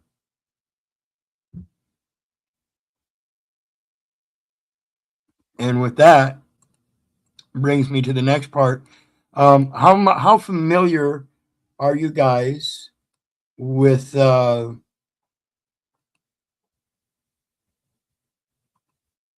me get it here. Napolitano. Remember Judge Napolitano? Anybody remember him? Sounds familiar. One of the greatest judges we've ever had. Oops. And what I mean by that is the bench didn't like him too much. And so they kind of ousted him. But in ousting him, all they did was open his mouth. So Judge Napolitano, on taking rights seriously, this is a presentation he put on down at Meisner Institute.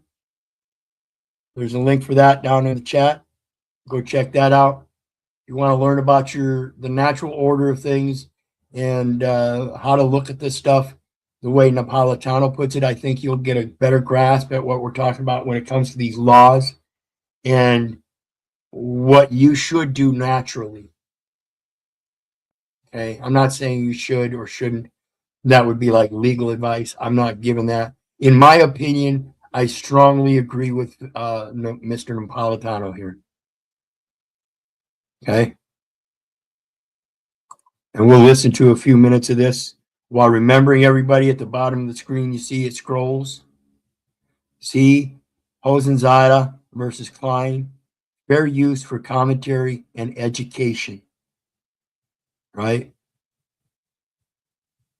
We are not a monetized channel, private foundation. Okay.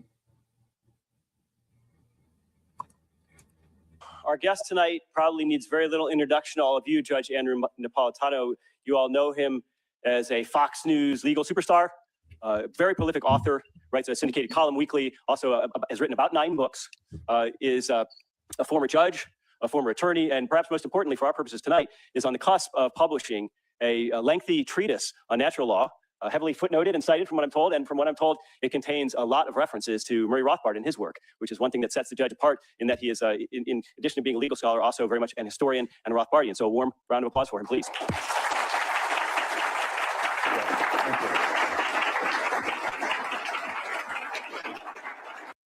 And we're just going to listen to a few minutes of this to kind of give you a sense of what he's going to get into here.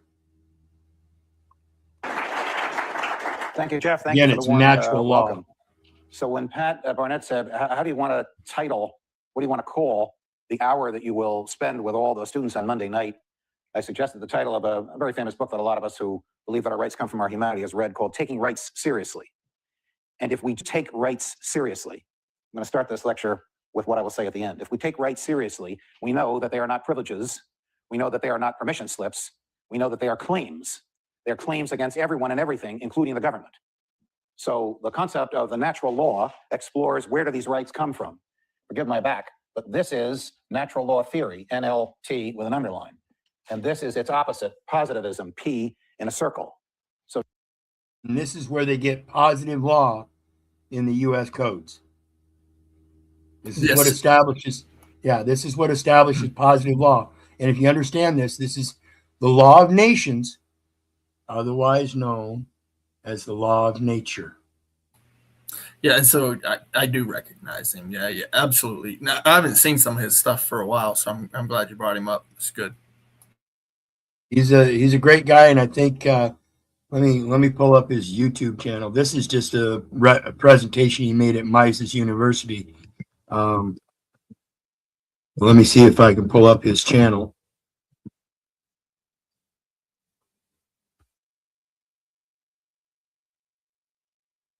Where is it?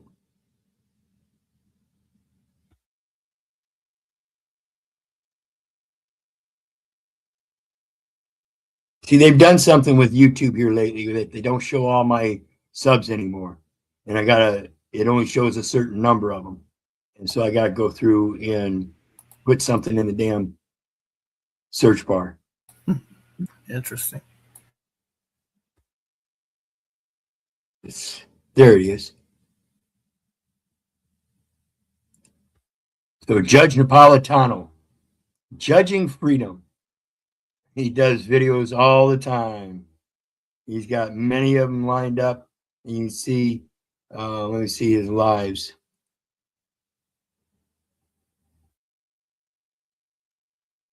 At 7 a.m., 8 a.m., 7 hours ago, 8 hours ago. He does them constantly. So go check him out. He's talking about all kinds of world events, and he gives you great viewpoints on how to look at this shit so you can sort out the chaos. Drop that link. Yeah, we're at the point that we pretty much should only be listening to people who are tried and true and tested over time, or they're speaking facts. Yeah, I agree totally. Hey, People that have a record. Go ahead. Hey, I don't know if you're dropping the link in the chat because I don't see it.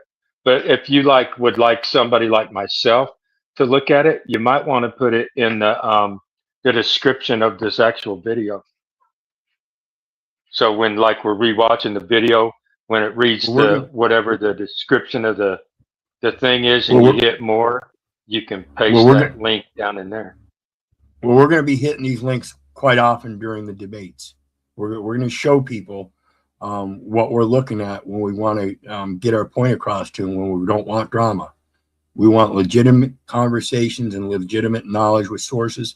And we're going to show them things like Judge Napolitano and all these other links and what we're looking at, the 20-page essay and what I see in the paradigm shift and all the panelists that come up with knowledge and stuff.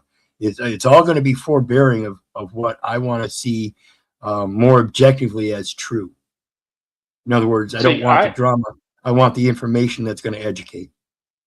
I think that, this is what's really weird, because sometimes it's like they say, when you get rid of all the other stuff, that sometimes the answer is the simplest, or, when you remove all the bogus stuff, then the answer becomes more clear.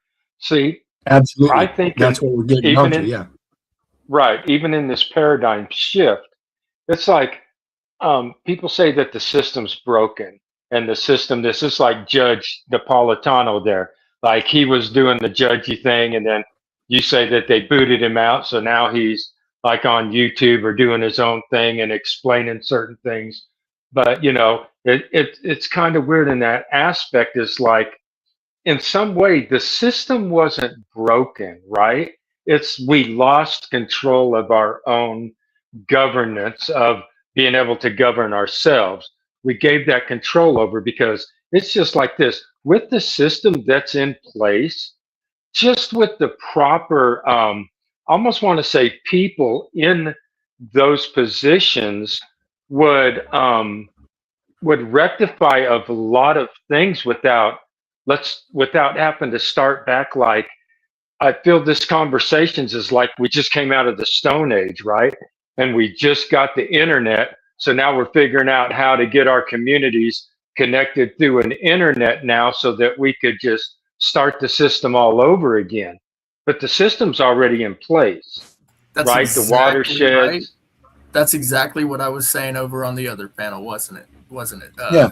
Yeah, and I think we I have don't a know. better shot at this if we work symbiotically with it. Yep. Like I pointed out earlier, we have major news outlets that are letting go of their commentators and some that are just wantonly leaving. And here we have an example that somebody that was ousted from the bench went to Fox News, and now he's got his own YouTube channel. He's getting anywhere from 50,000 to 1 million views every video, and he's doing several videos a day, every day. So we have somebody that has a rhetoric and certainly has a following and certainly has a constructive knowledge base. And I think it's wise. It's like a preacher, though, right? I mean, it's the same thing that Napoleano's just became a preacher because, he's got his YouTube channel. And I mean, he's tickling a bunch of people's ears, and everybody wants their ears tickled and whatnot. But as in actual, it's like you claiming that my other channel was about law, and this channel is not going to be about law. But we have to understand right now you're talking about natural law. So there's law going to be injected into it no matter what. And that way it's like that. The system of law is already there. It's just Correct. admiralty law or whatever. So truly what we're doing is getting back to our nature, which is the true law. And again, I'm not saying it is not about law. It is not about law. It is about our nature. And in that, again, I admit, just like I have to admit, we're going to have to accept certain drama shit that's always going to be in the territory. Same with law, same with politics, same with ideologies and psychologies. That's why I said this is going to be specific topic every other week, but we're going to do show every week. So the intervening weeks, the intermediate weeks, we will do open topics, and that's where the law and ideologies and psychologies and all this politics and statistics and trad wife and trad life and all that's going to come in. Yeah. So it's going to be built in, and we're going to be accepting of it. But the thing is, we're going to try to mitigate it and limit it so that we can turn people that think they're stuck into understanding their capabilities and acting upon it. That's the progression, the actions that both the viewers and panelists and people like Malika, who are already active partners in it. And I'm sure you agree. And I'm sure you agree that Malika is very good at being symbiotic about things. She shows them, hey, we're willing to accept things, but you have to accept that you're wrong in this because of this, this, or this. Simple acceptance. And again, that's getting back to the simple things. That's in her repertoire. She likes things simple too.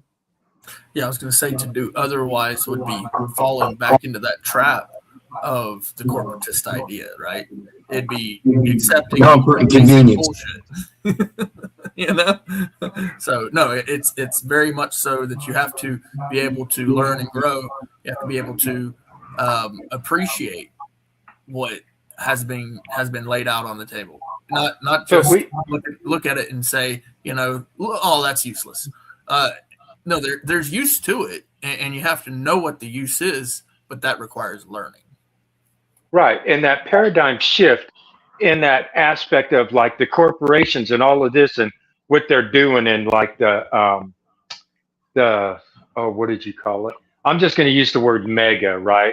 Like the mega power plants to do it on the micro. Yeah, macro and micro. Yeah, is that same process. It's there is nothing, right? I mean, right now, if we sit and we think about it, as in corporations and how they try to do it and do whatever, it's like there is nothing. There's nothing for you and I really to go to these corporations or buy electricity. We're not buying anything. Nothing's really happening, right? Because it's all debt. It's like debt. Nobody has money. Everybody's broke. Every country's broke. Da da da da da. But the system that's in place, if it's actually almost want to say run properly, because it wasn't stupid. I mean, to put the system in place and to have communities and water and watershed and houses and water running to everybody's house and having indoor plumbing and da da da, whether you're a nomad, whether you're landstead or a homestead, it's like the system worked, right? It Yeah. worked. Well, and that again, that's the symbiotic part, which brings us to our next component. And I want everybody to understand, like I said, we'll be going back over Napolitano. I want to institute Napolitano segments where he talks about taking right seriously, as well as I want to implement segments for the next guy, which is, I don't know if you guys are familiar with the Stanford Prison Project. Philip Zimbardo.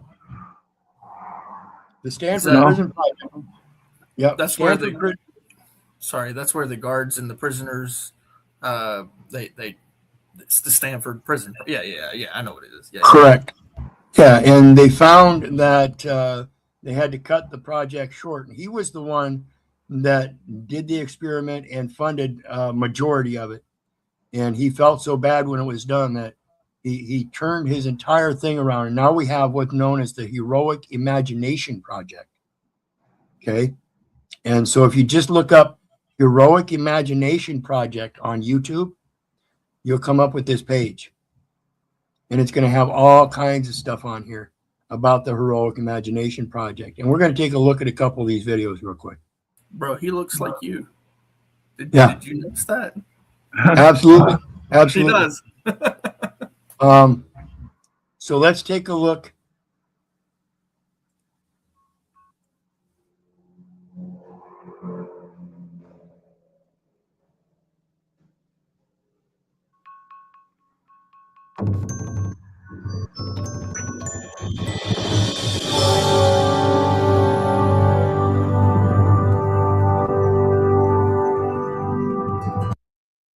And I would remind everybody of the copyright notice below. See Hosanzada versus Klein. Fair use for commentary and education.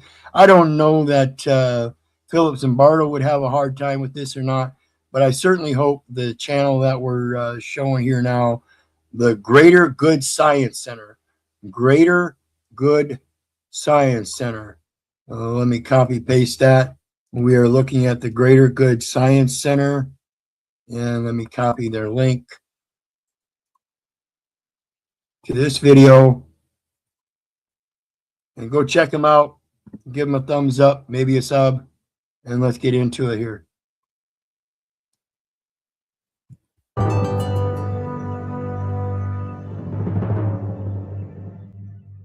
There are a lot of hero projects. There's my giraffe, there's a hero story. We're the only one that's encouraging research, because there's very little. So here's research we've done with a sample of 4,000 Americans in a national probability sample. And opportunity matters. 1 of 5, 20% qualify as heroes on the definition I gave you. Opportunity matters. You're not going to be a hero if you live in the suburbs. No shit happens in the suburbs. Education matters. The more educated you are, the more likely you are to be a hero, I think, because you're more aware of situations. Volunteering matters. 1/3 of all the sample who were heroes also had volunteered significantly, make up to 59 hours a week.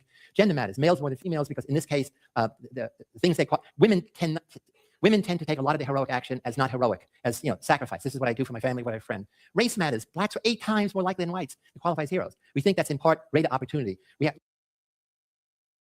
guys hear that? Pay attention to what he's saying. Now, next, we're going to track down by. It's a little fast. You have it on 1.5?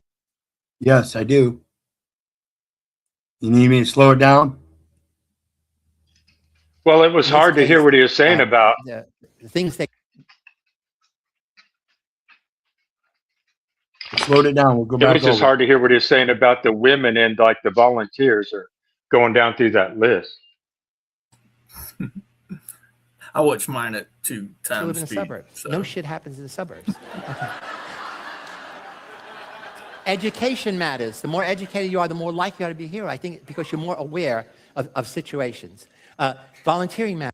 With this first one, 1 of 5, 20% qualify as heroes. Do you think we have that 20% heroes today? Do you think people see 20% of the population as heroes? Do the 80% It's see going the to, 20%?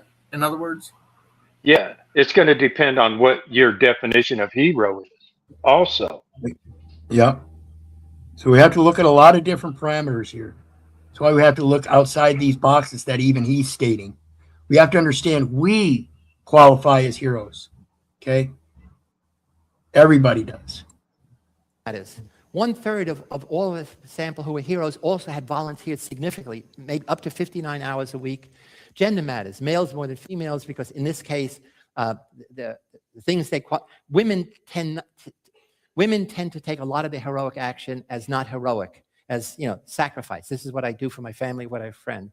Race And that's exactly what you were speaking on just a minute ago. matters. Blacks are 8 times more likely than whites to qualify as heroes. We think that's in part greater opportunity. We have, in our next survey, we're going to track down by area code to see is in fact these are people coming from inner cities. Having survived a disaster, personal trauma makes you 3 times more likely than anybody else to be both a hero and a volunteer. And what's amazing about this research, each of these statements is valid after controlling for all demographic variables, all educational variables, all socioeconomic status variables. Those 800 heroes, 72% reported helping another person in dangerous emergency, 16% reported whistleblowing on injustice, 6% reported sacrificing for a non-relative stranger, 15% reported defying unjust authority. And not one of these people is noticed as a hero. So that's... See, and I think that's part of the problem. That's why I just asked, how many people do we see as actual heroes? I don't think we're seeing what we should be seeing. I don't think we're classifying people as heroes. I think we're classifying them as whistleblowers, and using that as a pejorative term in connection with something like a snitch. You see what I'm saying? And I hope That's what I was thinking. Yeah, and I hope that's the barriers we break. That's what I'm saying. So these are the unsung quiet heroes. They do their thing. They put themselves in danger. They put themselves defending a moral cause, helping somebody in need. And we want to highlight them. We want them to be inspirational to other people just like them. So today we have developed our website, heroicimagination.org. We hope you will visit. We want the Heroic Imagination Project, exploring and encouraging our inner heroes. We want to give voice to the nation's quiet heroes, actually to the world's quiet heroes. Giving voice to the nation's quiet heroes. And I'm calling you out, folks. I want you to stop being quiet. I want you to stop being silent. Again, this platform isn't going to be successful without it. It's dependent upon it. It's dependent upon those quiet voices speaking out and giving us the knowledge that they're holding. It needs to be bared forth. the social context of heroism, again, it's thinking about the other. So I've given up evil. No more dining in hell. I'm only going to promote goodness and heroism, support DACA's work in my new, not yet over the hill life. So the question is, every one of us can be a real hero. The Heroic Imagination Project is amplifying the voice of the world's quiet heroes, using research, education, networks to promote a heroic imagination in everyone and empower ordinary people of all ages and all nations to engage in extraordinary acts of heroism. Heroism is the antidote to public indifference and systemic evil. It is the antidote to the abuse of your younger generations. And that's the true benefit, is to those who will come after us so that they can learn from our mistakes, because we do so and show them a better way. Again, the actions are more important here. Your active involvement is important. And Did so he use the words systemic evil? Yes. And I appreciate everybody's presence on the panel today. I hope it grows. Keep sharing. Folks, hit that like, share, and subscribe button. Get over to Telegram, Short Bus Podcast TV on Telegram, and sub up. And here on YouTube, it's Heckle Bus Rides. We are working to transform compassion into heroic action. So the new conception of heroes is anyone can be a hero. So we want to democratize. It's not special. And we want to demystify. Most heroes are ordinary people. It's the act that's extraordinary. We want to focus on the act and not highlight the special people.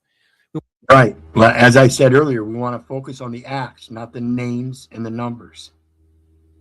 The actions will always speak louder than words. And as long as I can help the future generations, then I'm successful. And I'm not anything but a part of the success because it only emanates through me. It is not myself. It is only from those that before me that I learned. And it's those experiences, both good and bad, that I learned from. And I can only hope to express those in my greatest gratitude and sympathy, both for the future generations of having to put up with the same. History repeats itself. I can only hope the solution gets better. We want to diffuse the notion away from solo heroes to heroes working in networks, in teams, and ensembles. And that's essentially what we want kids to do in opposing bullying, for example. And we're going to have people make a public declaration on their website to say, I'm willing. When it comes to kids bullying, that's the epitome of these kinds of things exist only because good people do nothing about it. And so what he mentioned was that people come together in that unity against bullying. So when you see somebody being bullied, you're one of the ones that steps up and protects the one being bullied and saying, hey, we don't allow bullying. Just like when I go into these courts and I say, hey, listen, I'll shave this thing off when I see people acting like Americans around here. Because as far as I know, we don't allow Hitler's willing executioners in our buildings. And that's what it takes. Actions that follow up with your words, and you stand on them, and you don't shave it off until you see Americans acting like Americans again. To be a hero in waiting. Your name, your age, where you're from. And while I'm waiting, I'm going to be a hero in training with several friends. And every day we're going to do an act of goodness. That is, do a good turn daily. That's that Boy Scout thing. Do a good turn daily. See, these kinds of messages emanate all throughout life. We've all heard them in different various forms. We all know what they are. We all know we should be behaving that way. We're going to have a whole series of things they can do to be health heroes, eco heroes, disability heroes, tech heroes, because essentially what we're building is the social habits of heroism. It's a focus on the other. It's a focus away from the me and into the we. It's a focus away from the condition that we've been conditioned in the emotional side on our independent victimization and our independent freedom of expression to that of prevention of the victimization of those who have a right to know, both today and tomorrow. The greater exponential reality of preventing a greater harm, simply by doing what we're supposed to do naturally. And each of these is not heroic, but you're in training to be heroic. Heroism also involves opportunity, as you'll see in a moment. So flying around all day just won't cut it. Sooner or later, you're going to have to fight some evil. So heroes have to act. So the difference between heroism and altruism is heroes take action. And what we have developed is a hero toolkit, a hero resource kit. And we're going to give it to them. And now they're going to be our hip. It's called Heroic Imagination Project. So we want people to become hipsters. John Donne says, no man is an island or no woman entire of itself. Every man is a piece of the continent, a part of the main. Any man's death diminishes me because I am involved in all of mankind, and therefore never sent to know for whom the bell tolls. It tolls for thee. So hip is the bell for whom heroism tolls. Every person is part of humanity. Each person's pulse is part of humanity's heartbeat. Heroes circulate the life force of goodness in our veins. And so what the world needs now is more heroes, you. So what Yoda tells us, do or do not. You, again, I cannot reiterate this enough. It takes you, the viewers. We can only be sustained by the diversity of the heroes, like he's talking about, heroes in all sectors of life. That's the only way we can revert back to our nature, is having heroes in every aspect. As a little man, I grew up wanting those heroes. I wanted the guy that could teach me everything about auto mechanics. I wanted the guy that could teach me everything about this. I wanted the guy that could teach me everything about this, because I knew nobody knew it all. That's the implausibility of me being able to do it alone.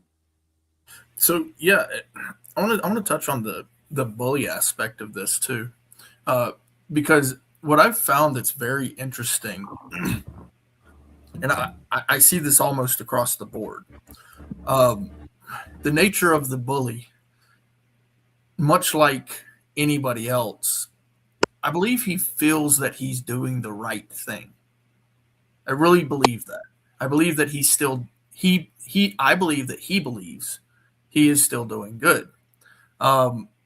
Because what he's doing, in my opinion, is he's trying to use shame to bring someone out of a victimhood status, not realizing that he is being a bully.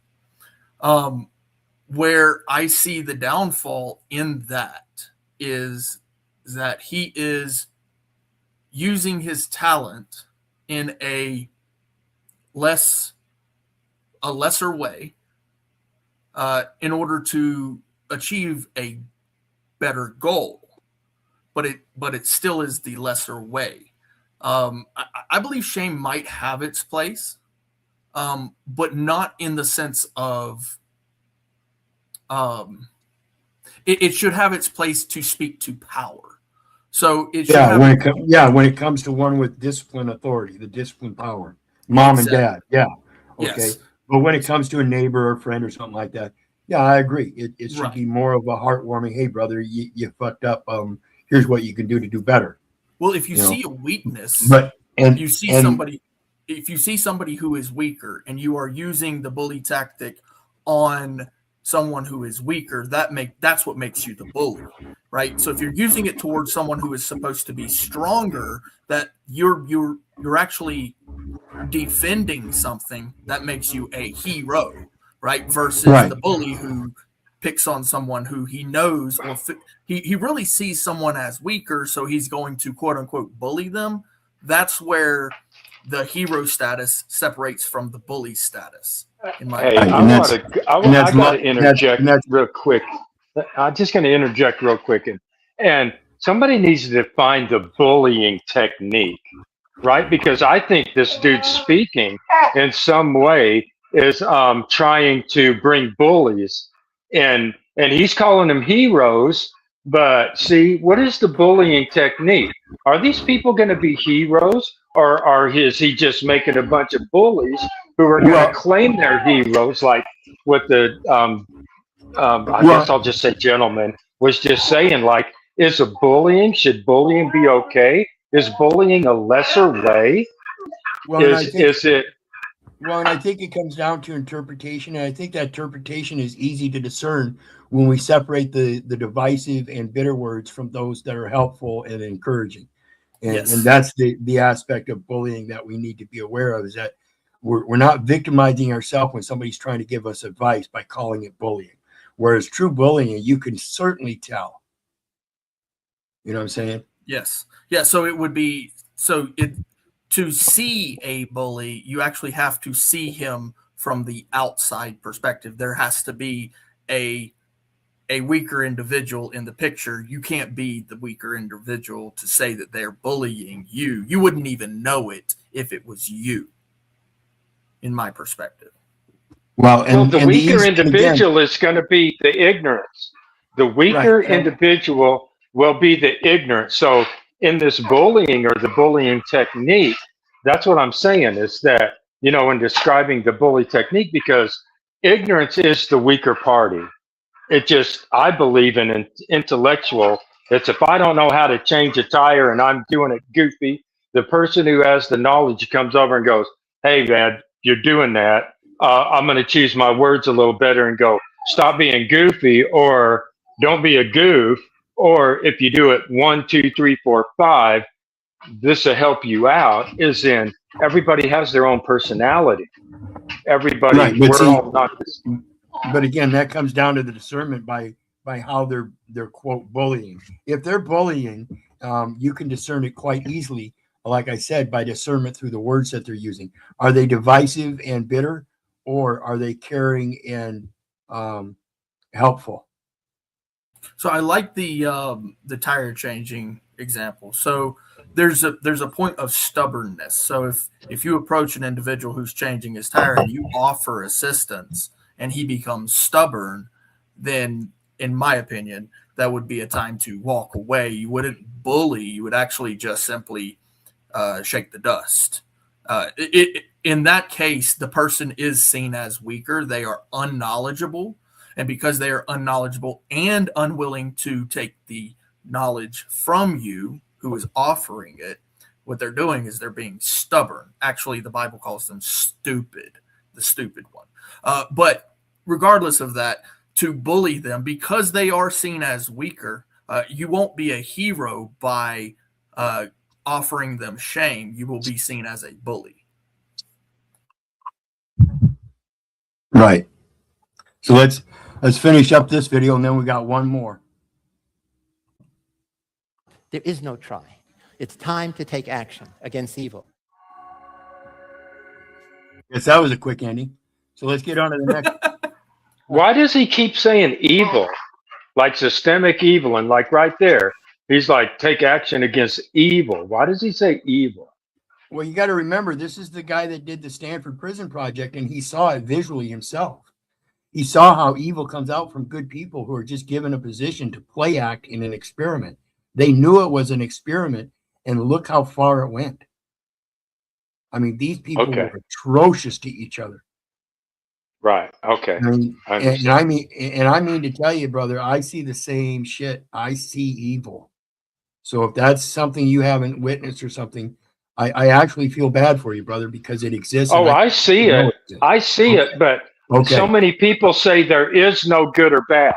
You know, there's a lot of people out there that go, hey, there is no good or bad. It's how you perceive it in within yourself. Because there's a lot of people say there's no good or bad. It's just, you know, how you perceive it or whatever. But I do agree. I watch that, and I see it on other channels and stuff, and I've seen it in my own life where I'm trying to figure out, is that really evil, right? Who would do that to another person? Like, what inside of their mind or in their heart would they think that was okay to do to somebody? But it's like what the other gentleman was saying, within them, they can be considering they're doing the right thing. To them, it's correct. Everything about it is right. It's good. It's not evil in their mind. They're not really committing evil, just like in that Stanford project. There's probably I don't know, I wasn't there, but probably a lot of those people were thinking they were doing good. Oh, absolutely. They were doing that's exactly thing. what they thought. They thought that they were performing the experiment based upon the parameters. When they were doing those actually bad things that they were doing, of course, the doing is the bad. What they were believing was that what they were doing was good to perform for the experiment. And they didn't realize that what they were doing, and they thought they were doing good. Yeah. Okay, I'm ready. So exactly. So let's get on to the next one here. And this one's only 3 minutes long. And again, this is from Amber Shaver. She's only got 2 subscribers over there, guys. Amber Shaver, Amber Constantino. And I imagine she's intrigued in this. So go over and check her out. There's the link down there. And again, remember, each one of us is in fact a hero in some extent or another to someone. And if not, we ought be. See, I think that we all have our own talents, right? It's not whether, in that way of definition of hero, is that we all have our own talents. And it's almost like that, because I was thinking that same thing, what he was saying. It's almost like it's liable to get us to self-worship, right? Because I'm a hero. It's almost, there's a fine line, like what he was saying, and the way he was trying to get people to be a hero. It's like part of inside of me was like, that guy's like, in some way, I'm not saying he's doing bad, but if people can start self-worshiping and in that and finding that instead of just your talents will help you and in a community, whether or not you're a hero of self-worshiping. That's what because I think some of those people in that project did that. They were self-worshiping themselves. I'm doing good. I'm doing right. I'm self-worshiping myself. I'm the good person. I'm the hero in this scenario, and I'm going to do this. And exactly, so the guard. Right. So I think, and when we talk about everybody's a hero and everybody's this, that, in some way, I'm self-careful within myself that listening to that I can still self-worship myself and know my talents and what I'm good at and what I could help somebody else accomplish if they're truly desiring to accomplish it. But I'm having a hard time, whether in distinguishing, does that really make me a hero as like set above everybody else? Because that's what a hero to me, the definition would be what sets you above everybody else. And just because you Right. have more intelligence than an ignorant person doesn't really set you above them, right? Right. Well, it's more a subjective thing, like you were talking about earlier. Depends on what you do and who you do it for. There's different levels of heroism, and so if you're a mechanic and you grow up as a mechanic and get into racing, like Daryl Earnhardt Sr., you become a hero to your own son, Dale Earnhardt Jr. Now, if you're a hero and you die of your addiction to racing, is that good or bad? Well, it depends on the connotation, because it could be a hero that died of his dedication to racing, and it wasn't necessarily an addiction. You see where I go with that? See, there are different aspects that we need to take into perspective as to who the hero is and who's a hero to us. Are we a hero to somebody, anybody, many people in different ways? What is the heroism? That mission is seeding the earth with heroes. This is Dr. Philip Zimbardo, one of the world's most distinguished social psychologists. You may know him for his controversial Stanford prison experiment, which profoundly demonstrated the power of the situation in procuring evil acts. His present research involves understanding the other side of human behavior, the psychology of heroism, leading to the creation of the Heroic Imagination Project. What we do know is that the very same situation that inflames the hostile imagination some people, making them perpetrators of evil and villains, that situation also provides opportunity for others to instill the heroic imagination. Creating small but significant changes in perception can have a lasting impact on the thoughts. The perception, as I just mentioned, we have to understand we each have a different perception because we each come from different perspectives. And that perception, as we express it again in that First Amendment, is exponentially greater in those who have a right to know. That right to know is based on who wants to know. Again, this platform is only going to be successful if the viewers want to know rather than want to get soaked up in drama. And behaviors of individuals and groups. The Heroic Imagination Project creates these structural changes through what Dr. Zimbardo calls interventions and uses ideas from social and cognitive psychology to lead to these drastic improvements. But what areas of life are in need of such drastic improvement? Let's take a look at a phenomenon called the bystander effect. Pay attention, folks. The bystanders, the viewers, the hecklers. Who the heck are the hecklers? Who are the bystanders? Who are the ones that are going to stand by and let the bully? Okay? There are social and psychological forces that work within a group of strangers that keep ordinary individuals from helping someone in need, even though they are perfectly capable of helping. The more people there are, the less likely someone will help. We do not need to agree to these ordinary responses as acceptable norms. Heroic Imagination Project has created a way to effectively educate people about the mindsets needed to face these dangerous psychological and social forces, and promote a heroic imagination so that all people feel capable of taking action when needed. So all people feel capable. You're already capable, you just don't feel it. The Heroic Imagination's mindset interventions have demonstrated effective long-term shifts towards growth mindsets. The interventions empower students to make positive change in their lives and the lives of others. We as humans all share the basic tendency to change our behavior in social situations to match what we feel is socially acceptable to societal norms. This tendency to adjust to the perceived norm is called social conformity. The problem, however, is that many times the group consensus leads to terrible mistakes. In the Heroic Imagination Project intervention, students are made aware of the existence of social conformity and identify their own automatic tendencies to conform. The concepts of mindset and social conformity facilitate our understanding of the bystander effect. Everyone holds the capability to help in a wise and effective manner, but it may take some practice of imagining real-life emergencies.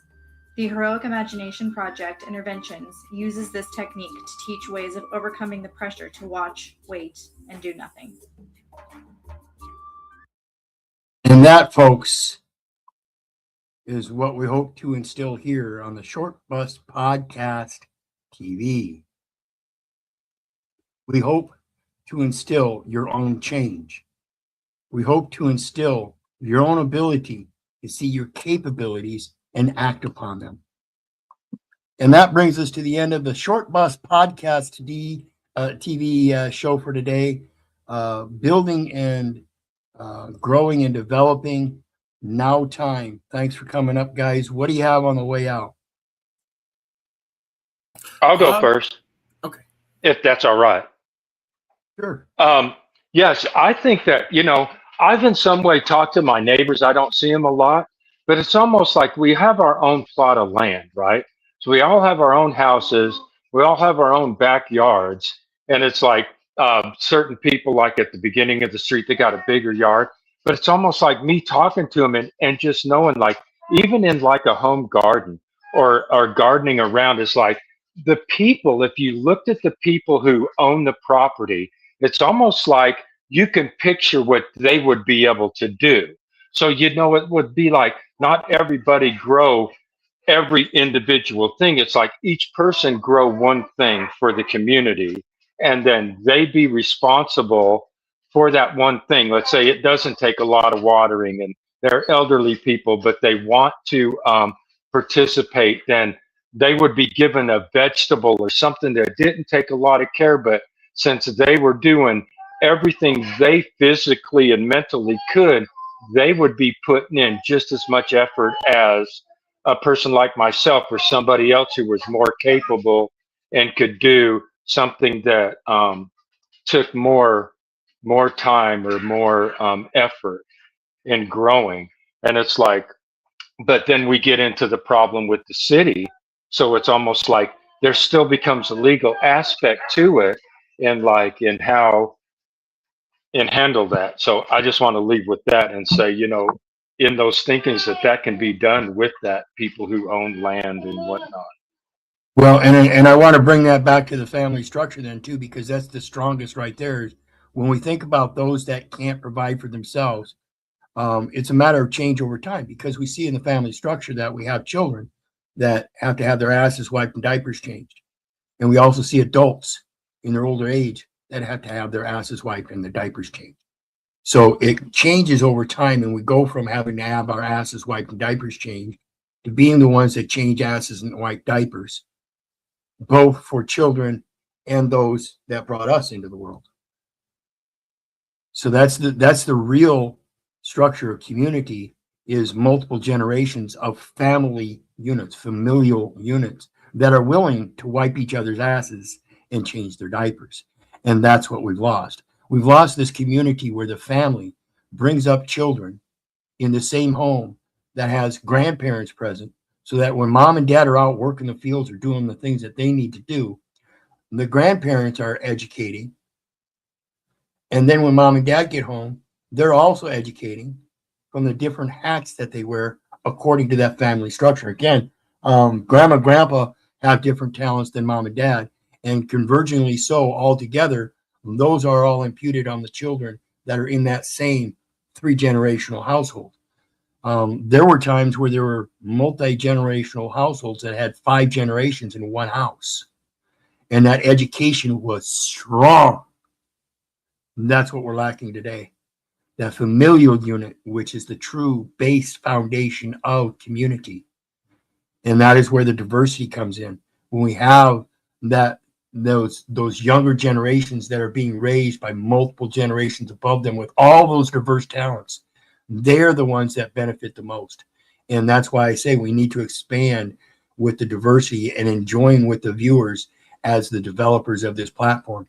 We need to develop a system of exchanging information so that we all grow. And it's imperative that the viewers understand their growth. Their growth is in this. Our growth is because of the viewers, period. Extraordinary. What do you got on the way out? Well, I think our success is not a selfish act. You can't be successful on your own. If you can't bring up those who are struggling around you, then that makes you immoral if you just come up without considering those people and giving it your best shot. And from my experience, there's going to be a lot of people who will either deceive you or they will refuse to come with you on your path towards success. And it's a process of elimination. If you can make a list of everybody that you meet, everybody that you see, and just think about, just like Fallen, just like what you said, think about everybody and what potential they might be able to reach and what you can do, then you can work on the elimination for those who do not wish to partake. And then you can reorder the list so that the people who need the most urgent attention, or maybe the situations where you're most likely to succeed, you put those at the top of your list. Because society, they like to see all these success stories. They like to Absolutely. see things that have high emotional impact. So leveraging that, we can all become heroes, and we can encourage such a concept. And honestly, I think this is what led to the United States of America being formed in the first place. This was a mentality back then. If anybody's heard the story of the independence, when we held up the flag and we were getting bombed to death, that's the most symbolic story representing this heroic movement, in my opinion. And this is what we need to do. This is exactly what we lost, which led to us having the democratic form of government over the republic. And so this is what we need to do to bring it back to where it came from. Because we're the government. We're the government. We created it, and we are the government. So we're supposed to take control of it and not have it taken care of us, except unless we're sacred disabled. Absolutely agree, and that's what I'm talking about when it comes to the capabilities. We are capable because we instituted the government. Without us, the government is nothing. So we must take up that capability as a responsibility. All right, Brick, what do you got on the way out? Oh, real quick here, let me read down some medic comment. I grew up on the farm with mom, dad, grandma, grandpa, aunts, and uncles, and all the cousins. I agree the system destroyed that type of life, but it was the greatest. Homesteading that way was easier. Absolutely. It was a self-sustaining community as a familiar unit. That's your local power. Yeah, I think the idea is to use the system and use the technology and everything just so we could bring it back to the basics. Because we can't just live in the basic life. There's a process from childhood until we become old in age, in which we learn and then we get good with technology and information and everything. And then we learn how to go back to the basics, because there's practical application for all this technology and complexities, but it's not the primary way to go. It's an essential part of it for the world at large, but individually, we take the best of both worlds. But if we can just keep it basic, then that's the most essential for the next generations to come. Absolutely. I think that's what I'm trying to put forth, is the progression in that mutual acceptance of both sides, that symbiotic relationship. What do you got, Brick? Yeah, brother, I appreciate you having me over, man. This has been great. You know, like you said, it's about the learning experience, always reaching, striving for more. And of course, for me, that instruction that is given or taken, passed down, that knowledge, the final authority on it for me would be God. But unfortunately, I can't have a full on conversation with him. You know, I can talk to him. He doesn't actually talk back to me, but he does provide his written word. And so I go to it from time to time. And I just wanted to be able to provide something of value from that. In Genesis 1, it speaks that God created man. And then when he created man, he decided that he would be giving, well, he probably already had that decision. I don't know if he did or not, that he would be giving that dominion over to man. And this is actually what he says to man in 28. He says, and God blessed them. And God said unto them, be fruitful and multiply and replenish the earth and subdue it and have dominion over the fish of the sea and over the fowl of the air and over every living thing that moveth upon the earth. We have been given a responsibility, a task here. We're stewards. And if we are such stewards, I mean, under his authority, surely we would want to please such a wonderful and gracious creator. He gave us this, and he wants us to, and he expects us to take care of it in the form and fashion of what a good steward would do. We are men. We are men. Just imagine, he created us, and we are men. We're those guys that we talk about in the past that were supposed to be doing the right thing, and some of them did it, and some of them didn't do it.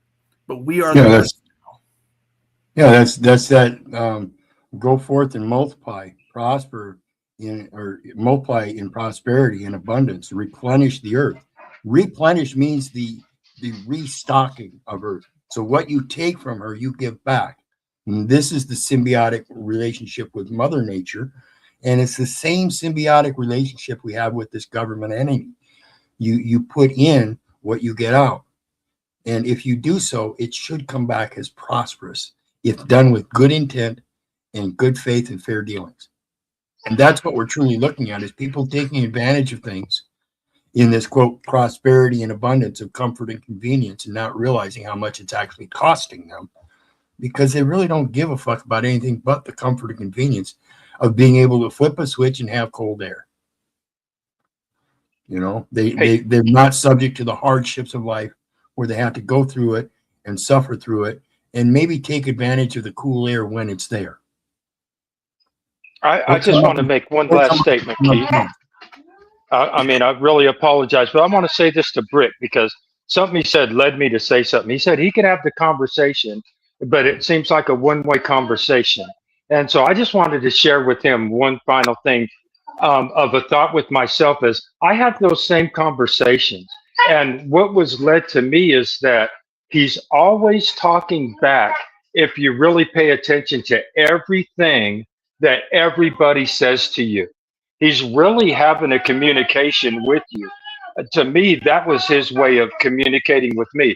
I could ask whatever I wanted and have that conversation, but it took me to listen to everything everybody said to me, and then I could hear that communication back. I just wanted to share that. Yeah, I like that, and I appreciate that. No, I do see it that way as well. I consider like the older men in my life, you know, the ones that are gone, like my grandfather, right? And his spirit is still here because I listened, and because I listened, now I can share it with those who come after me, and that part right there is very, very true.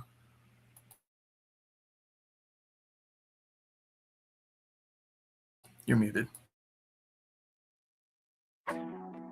Well, with that, oops, we're on the way out the door. And what's the matter here? Oh, there we go. And so enjoy the outro. I don't have an intro or outro set up for the show yet, so we're just going to deal with this. Enjoy. Thanks for coming around, guys. And Brick, I'll talk to you afterwards.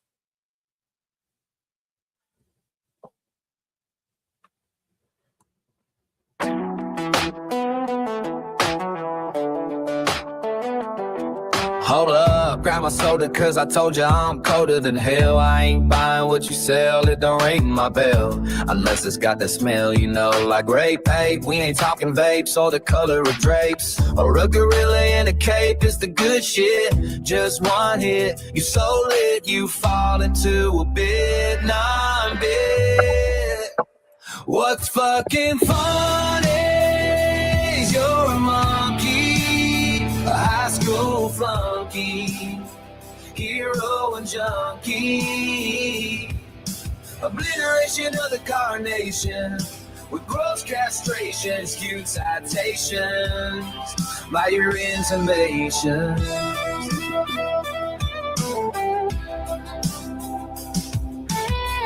Get real, young man, there's only one stand. You can't stand a suntan. How you gonna live on the land? Obliteration of the carnation, with gross castration, in skewed citations by your intimations. I'm a truth in rotation. You're a cheap imitation. Dark said hums, 808s make the ground shake. Cold as the grave, every word's a land quake. You're a flicker in a cipher, I'm the flame that won't fade. Step into the night where the shadows are made. What's fucking funny is you're a monkey, a high school flunky, hero and junkie. I'm gonna click another hit of this good shit, and I'm already it, so take over, it's been non-bit.